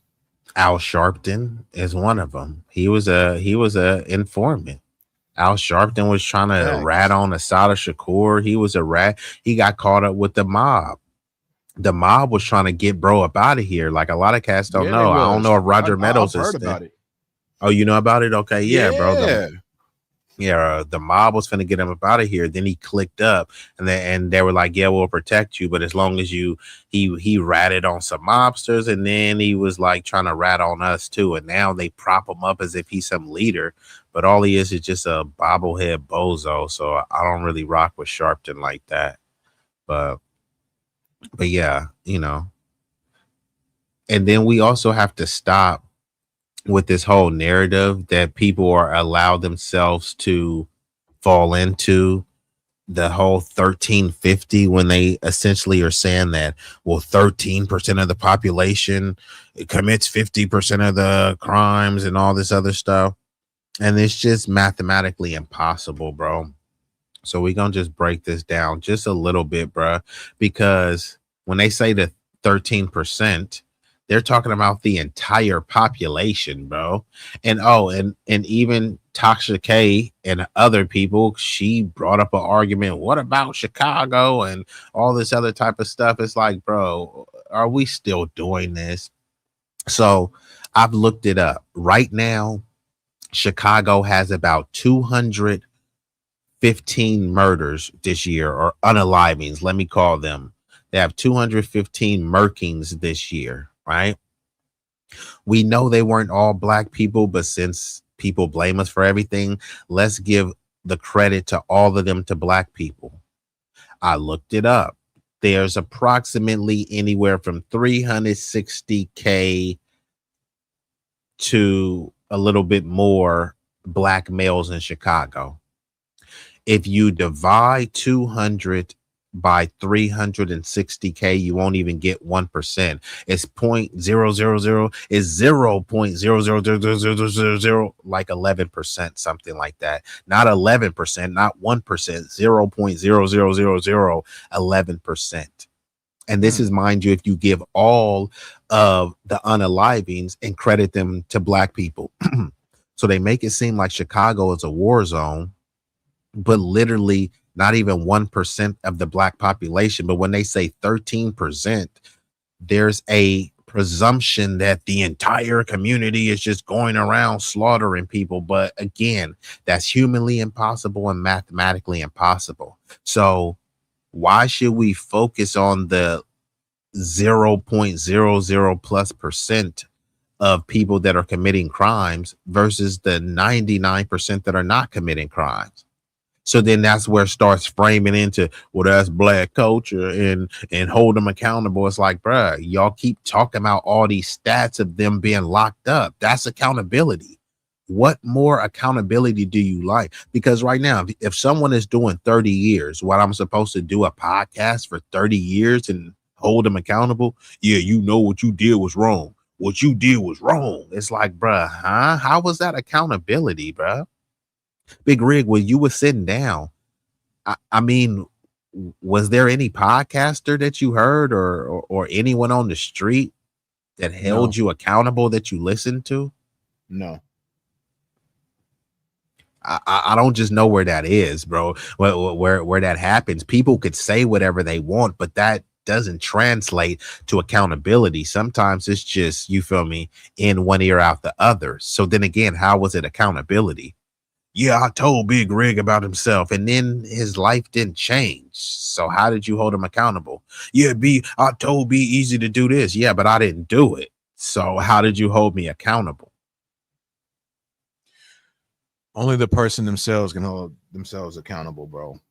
Even when people come up here and be like, hey, you know, we need to hold them accountable. What are you talking about, bro? How are you going to hold anybody accountable? Who are you to think you can hold or even make somebody accountable for what they're doing? They gotta come to that realization themselves, bro. Period. And realistically, you don't have the authority, and then also you don't have the rapport too, because like I'm all for correction, right? But like, and shout out to Marquette Devon, like he was saying, like, and I'm just paraphrasing, but he was talking about like, bro, when you're trying to correct somebody, bro, you don't lead with the correction, right? Like, let's just say, Big Rig, you knew somebody that was being a piece of crap father. You don't lead in with that, like, bro, you a deadbeat daddy. You feel me? And then it's like, nigga, I don't know you. Like, maybe this person is a deadbeat, but it's a stranger just coming at them. You a deadbeat daddy and you don't take care of this and this and that. It's gonna come off as an attack. But the message that you want to get across is that this person, you know, you want to see this person being a better father and living up to the values of a father, right? But then you got to lead in a different way, not attacking this person. Maybe this person is a deadbeat, but rather than come in and say, you a deadbeat and you failed your son, how about you come in and say, hey, look, man, I know it's hard being a father. What is there that I can do to help you, you know, uplift? Now that's a different approach, bro.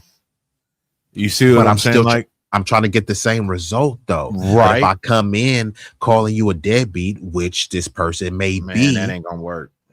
It's not gonna work, bro. And that's why people, they always trying to say accountability, but they come in yelling at the community. Absolutely. Y'all need to do this. It's like, bro, no one knows you. You have no track record of doing anything good. And then you come in yelling and finger wagging. So now I can say, hey, what could I do to make sure, you know, that you have everything that you need as a father to succeed? And then once you tell me that list, then I can be like, hey, look, bro, you know, I'm gonna help you do this, but you know, man to man, I gotta let you know some of the stuff that you did with your son, you know what I mean? It may not be the best thing. That, you know what I mean? You frame it in a certain way. Absolutely. Now you can do whatever you want as a grown man, but history has shown, statistics have shown, right? In my experience and my expertise, this will be better. You've been doing this way. How about you try it for this way? And then, like I said, hey, you know, you're giving them an option. You're not telling them what to do or saying like, this is just my suggestion. You don't have to take anything from it, but I'm coming from a place of love. And you say this all in one package is how you frame it, right? But you're still addressing that this person may be a deadbeat without calling them a deadbeat. There are a deadbeat, but I'm saying, hey, rather than just calling them a deadbeat, I'm going to recognize that they're a deadbeat and say, hey, look, I know you haven't always been able to make your son's games and stuff like that, but if you ever need some extra rides or something, you know what I mean? I'm just throwing out scenarios like that, right? But these are the approaches that you would take. You're building a rapport before you try to throw in some criticism. Because if you're just leaning in like, Big Rig, why you ain't do this and why you ain't do that? Listen to me critique you as a parent. Listen to me critique you, you know, as a man. And I'm just supposed to swallow that and not, you know what I mean? Yes, I'll take advice. It's like, nigga, I don't know you and you don't know me like that to just be giving me advice. It's like, you got to warm up to people like that, bruh. And that's what people don't understand when they be wagging their fingers and talking about accountability, when they have no track record of like truly doing anything good for you individually or for the community collectively. So some people look, it's like, bro, you're not even really qualified to be giving out advice like this. What's wild is, bro, and this is a true story, man. This happened like last week, man. I had a hair appointment. And when I went in, you know what I'm saying, I came in through the door, you know what I'm saying. Little youngster was in the chair. He was getting his hair twisted up. And he was just looking at me, bro. You know what I'm saying? I think I did have on I think I might have had a blue shirt on or something, but when I came up in there, he just hella looking at me though, right? You know what I'm saying? And he kind of was looking at my arms and everything because I'm hit, you know what I'm saying? But I don't got no gang shit or nothing like that, but I'm just hit. You feel me? And he just kept looking at me. So when I looked at him, I was like, what's up with it, man? He was like, what's going on? You know what I mean? And I sat down and waited, right? So as I was chilling, bro, you know, usually when I be in a spot, I don't really be trying to just, you know, do too much. You know what I'm saying? I'll go ahead and survey everything, you know what I'm saying? And I sit in a nice little position. But, you know, other than that, I'm just kind of cool, bro. I just kind of keep my focus kind of straight away or whatnot. I ain't trying to be, you know, looking at nobody or be, you know what I'm saying? Because I'm not really into a lot of too much conversation, really too much, right? So I happen to look at the youngster, right? Because, you know, he was just sitting there, you know what I'm saying? So I looked to the right to where the front door was. And the first thing I seen, bro, is this cat had on blue chucks and blue shoelaces. And I just put my head down, bro. And I said, hey, what's up with it, young bro? And he looked at me. And it's like he didn't even want to say what's up. He's like, yeah, what's going on? I was like, you crippin', man? He was like, yeah. I said, all right. And I just left it alone, right? And, you know what I'm saying, as I was getting my hair done or whatnot, he getting his hair done, you know what I'm saying, my shit, you know, he had a lot of shit going on me, you know what I'm saying, I don't got too much, so I was kind of like up out of there before he was done. So as I was making my way to the door, you know what I mean, I stopped and I looked at him and I stuck my hand out and I gave him dap, right? And I said, hey, check this out, man. You just be safe, bro. I said, you know what come with that, right? He was like, yeah. I said, for real, though, you know what come with that, right? He's like, yeah. I was like, all right, man, you just be safe out there, bro. You know what I'm saying? You have a great day, though. He's like, all right, man, I appreciate it. But that was it. You know, I wasn't trying to get on him, drill him, but I know he felt what I was saying because I was looking at him dead in his face. You know what I'm saying? I'm a big nigga, bro. So, you know what I'm saying? He probably was not expecting me to stop, you know what I'm saying? And even say a few words to him, you know what I'm talking about? But it's like, nah, man, you know what I'm saying? I felt like, you know, shit. I'm going to go ahead and just give this little youngster a couple little words, bro. I ain't going to try to drill him or tell him, hey, don't whoopty whoop, but I'm going to just let him know, hey, bro, you know what I'm saying? Like, I acknowledged it, bro. Like, I see you, bro. If you over here with some chucks on, blue laces, nigga, you an eyesore. You know what I'm saying? So I just let it be known, bro. Hey, just, you know what come with that pimping. You know what I'm saying? I don't got to say nothing else. And he's like, no, I know. I was like, all right, bro. And did it moving. But it was just wild, though. You know what I'm saying? You know, but I wasn't going to try to drill him and be like, hey, bro, you shouldn't do this, whatnot. People got to come to their own realization with that, bro. But you know what I'm saying? I wouldn't have felt right if I just didn't say anything. I let them, kind of like what old boy did in the movie, right? These cats throwing up these gang signs and shit. You know what I'm saying? He jumped up on the bus, like, you know what I'm saying?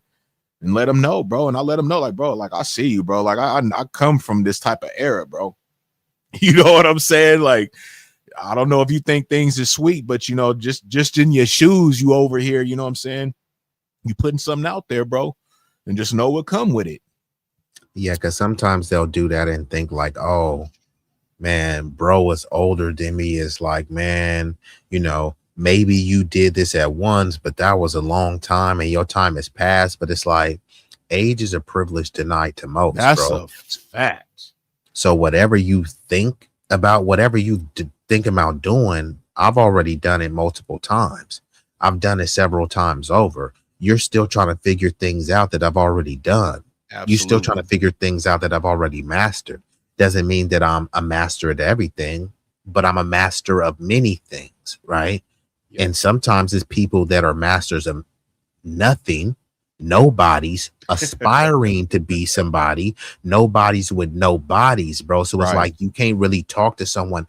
I survived around people with bodies that have bodies. I'm not going to incriminate myself about whatever I've done in terms of nefarious activities, but I will vaguely say that I've been around the illest, you feel me, the coldest, the dopest cats. You feel me? Whether it's, you feel me, the PI-ism, whether it's gang banging, you feel me? I know some big C's, you feel me? I know, you feel me? I know some, you know, rules and all this stuff like that. That ain't my get down. You feel me? I'm affiliated and associated, but I'm not initiated because I do my own thing. You feel me? If there's going to be an initiation, it's going to be into my brotherhood, but there's no colors or anything like that. The only colors we bang for is black. You feel me? And of course, you know, the red, white, and blue, because that's our country. And then, of course, the green and the blue strips. Those are the only colors we care about, but it doesn't transcend the brotherhood, right? I'm never going to put, you know, a stack of bands over my brother, right? I'm never going to put a broad or a biddy over my brother, right? So it's deeper than that. But these other organizations, it's not like that. You can look at whether it's Mexican Mafia, Latin Kings, La M.A., Bloods, Crips. Talk to those former gang members. They all say the same thing. Oh, when I was down, the gang didn't hold me down. They smashed on their baby mama, smashed on their daughter, didn't look out for them, right? And then on top of that, even if you say, look, I put in 20 years in the gang, they say blood in, blood out. So now what? I got to have some violent altercation. Just, it's like, bro, how much more of me do you want? Right. So many times people joining these gangs is from a insecure position, from a place of desperation. You know, sometimes, you know, people are rather pathetic to join gangs, right? Because I'm like, my whole life I've been like the same. So the way I've been talking, I've always been talking like this, right? I'm not the biggest, baddest dude, but I've still been talking like this everywhere I go. I've still been sliding in all these neighborhoods, the most notorious neighborhoods. And just like Big Rick said earlier, yeah, I have, you know, icy, flashy chains. I'm not finna wear that everywhere. Look, if oh, you're not tougher than leather, huh? You ain't the big kahuna around the block, huh? You don't just keep your shit. That was the whole thing back in the days, man. We don't tuck our chains. We don't. Okay, bro, that's cool. Okay. But when we hear about you getting your shit snatched and now you trying to pay somebody to get your shit back, or you done lost your life, you know what I'm saying? We done seen a lot of that. Or you got to drop and let's forget the pay, or you going to have to drop a body. When over a chain. When all you had to do was just tuck it, right? And then hey, if we said that back in the days, they would have been like, y'all some suckers. Y'all some bruh. And that's cool. I would have ate it. Bro. Like, whatever, bro. Y'all, hey, do you. Like, those type of words and shit, that don't mean nothing, bro, because I look at the bigger picture, bro, for real. That's fine, bro. Call me all you want, bro. You ain't going to test this chin, but go ahead. Remember Redman said, I'll be that. My first name must be He Ain't Shit, because every time I see he like, he ain't shit. I'll be that. You feel That's me? A banger, too. So that was a banger. So salute to Redman. This all I'm saying, bro. To all the casters over here, 100 watts. Salute to 100 watts. I appreciate you, bro. You know, I'm about to, get ready to shut it down soon because we ain't gonna be here too much longer. But I think that this was a fruitful string because we already banged out a quick 2 hours, bro. Man. Hell yeah, that's cool. But and you said who perpetrating 100 watts? You know who's perpetrating. There's a lot of cats perpetrating. I know you and the DH Dub is cats out there perping. It's cats out here in Cali. Many people are perpetrating something that they're not. And it's okay to be a nerd. I have to do a nerd stream. Salute to the nerds, specifically the blurs, the black nerds, the dorks, and the dweebs, because y'all are the future. It's a lot of these cats that's doing all this gang banging, goofy stuff. Those are the true nincompoops, nitwits, and nimrods. A lot of you cats, you're not hard. Really, what is hard? Me standing on business by myself, going into the most notorious hoods by myself, not acting hard.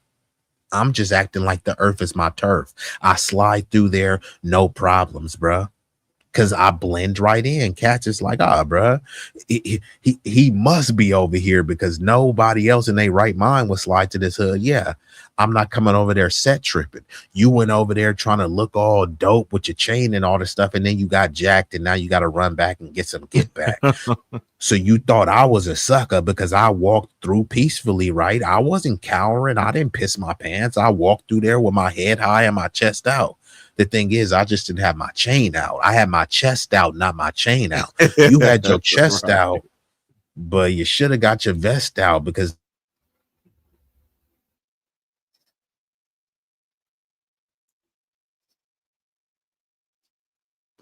lost you on audio, pimp.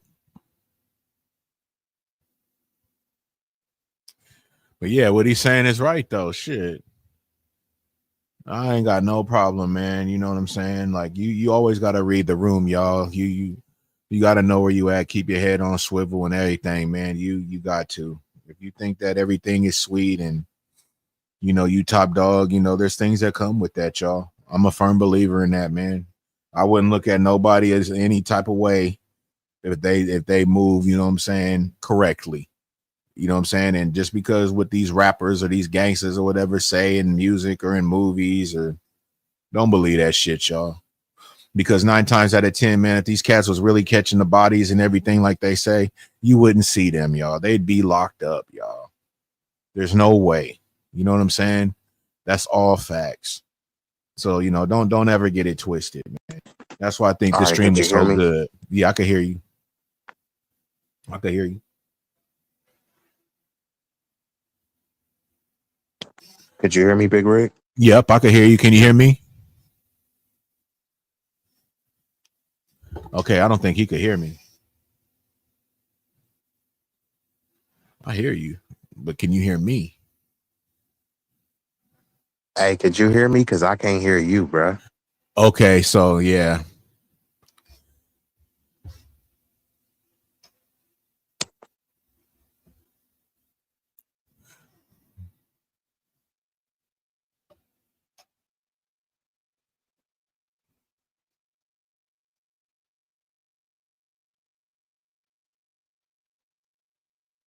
Okay, that's cool. Because I mean, 100 Watts said he could hear me, but for some reason I can't hear Big Rig.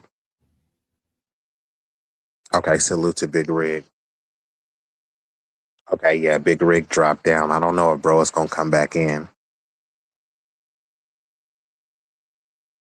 But 100 Watts said it's nothing more fun than finding a faker. Well, it could be fun, but it could also be infuriating as well, especially when you think that somebody is really about that life or, really about that solidarity or standing on business, principle, morality.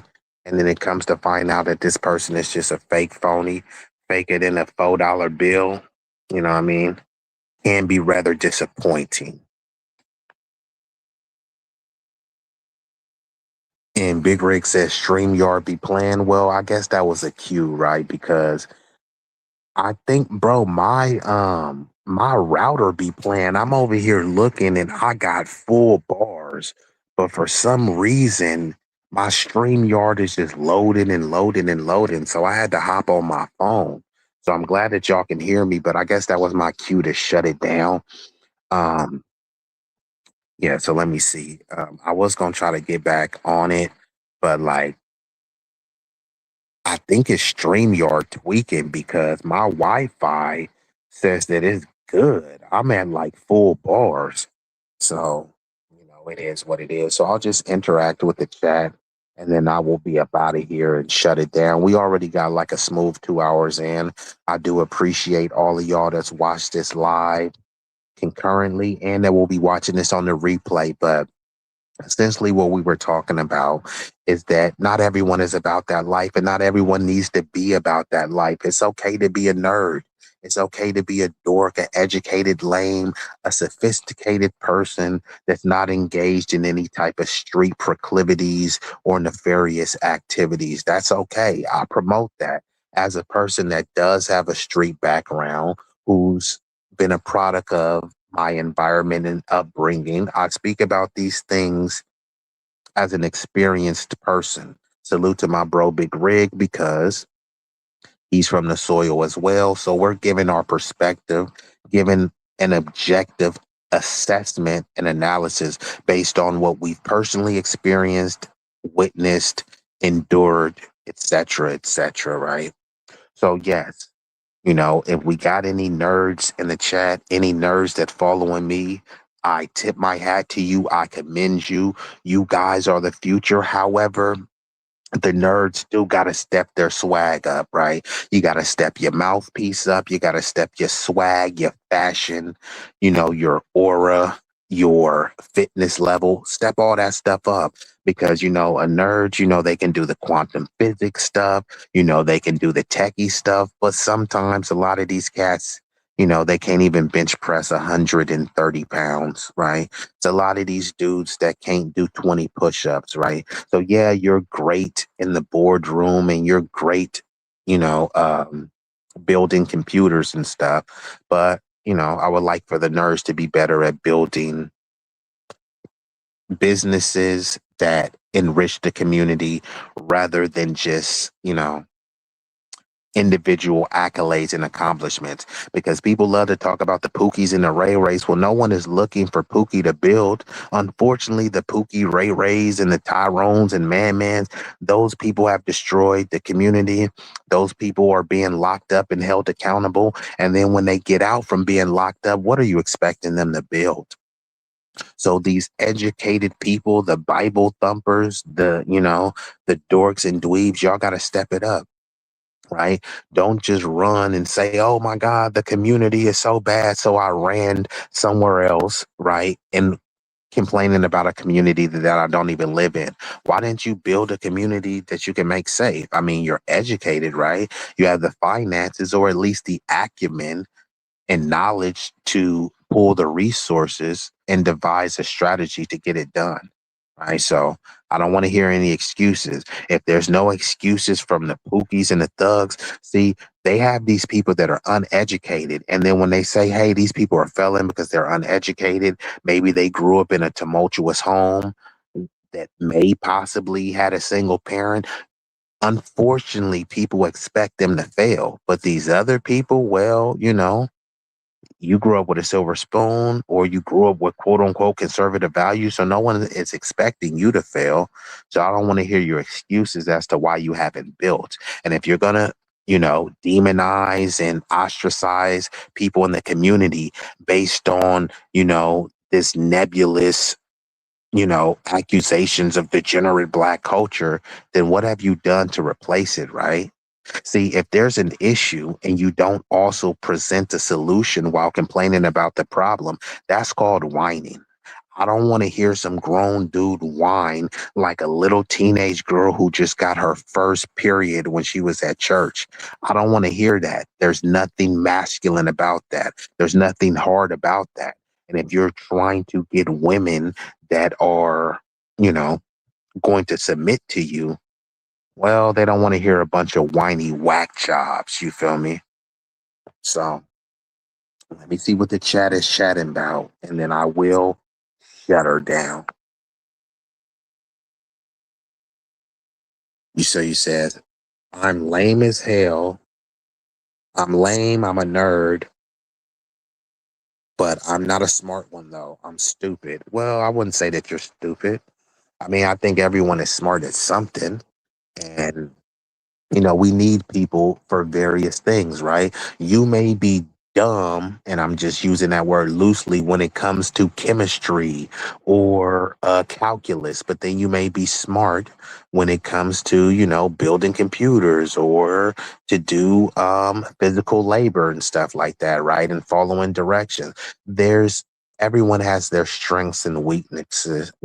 So I don't think that you're stupid. I don't hang around stupid people or associate with stupid people. So, uh, and you said also the lames and nerds were never wanted either because they act too white. They've been gone or never been part of the FBA culture to begin with. Well, I wouldn't say that they act too white, but I will say many of them act too nerdy. And this is why I'm saying, there needs to be a reinvigoration, a revitalization, and a renaissance of what it means to be a nerd, a dweeb, a geek. You know what I mean? It needs to be a whole reclamation project where people are proud to be geeky, but just being geeky doesn't mean you need to be goofy. There's a lot of game goofy geeks, but it's like, bro, you're geeky, so you have the smarts, you have the acumen, you just gotta package that so it's a complete package. See, what happens with some of these Pookies and Ray Rays, they have a package where they're, you feel me, slanging their meat, and they got the cultural charisma and swag. They may not have the brains. Many of those fools can't read past the third grade level, right? But they have other things to make up for their deficiencies. So many times the geeks are like, I'm smart and I got a 4.0 and I took these college AP courses. Yeah, but you have no mouthpiece, right? You know what I mean? You're not charismatic. You're not romantic. You're not attractive physically. You know what I mean? You don't dress in a fashionably alluring manner. So you're just resting on the fact that you got a 4.0 and you get straight A's. It's like, yeah, so again, I'll do a whole stream about that. How, there needs to be a renaissance and a reclamation and a revitalization of what it means to be a geek. So shout out to all the geeks and nerds out there. Now, I think this has been a fruitful stream. I appreciate all of y'all. It won't cost you a fee. The likes are free. So hit the like button for your boy. Tell a friend to tell a friend. Leave some comments. If you want to make a contribution, you can hit me on Cash App, $Easy Stack. I believe you can leave a super chat, a super sticker. You know what I mean? Or you can just, like I said, hit the like button. It's all free. So I'm going to go ahead and shut this thing down. I appreciate y'all. I may come back and hit y'all with one tomorrow. If not, probably on Friday. All depends on how well received this video is. Y'all could have been anywhere in the world. Y'all chose to be here with me, at least momentarily. And for that, I thank you. So that's all, folks. I'm out of here.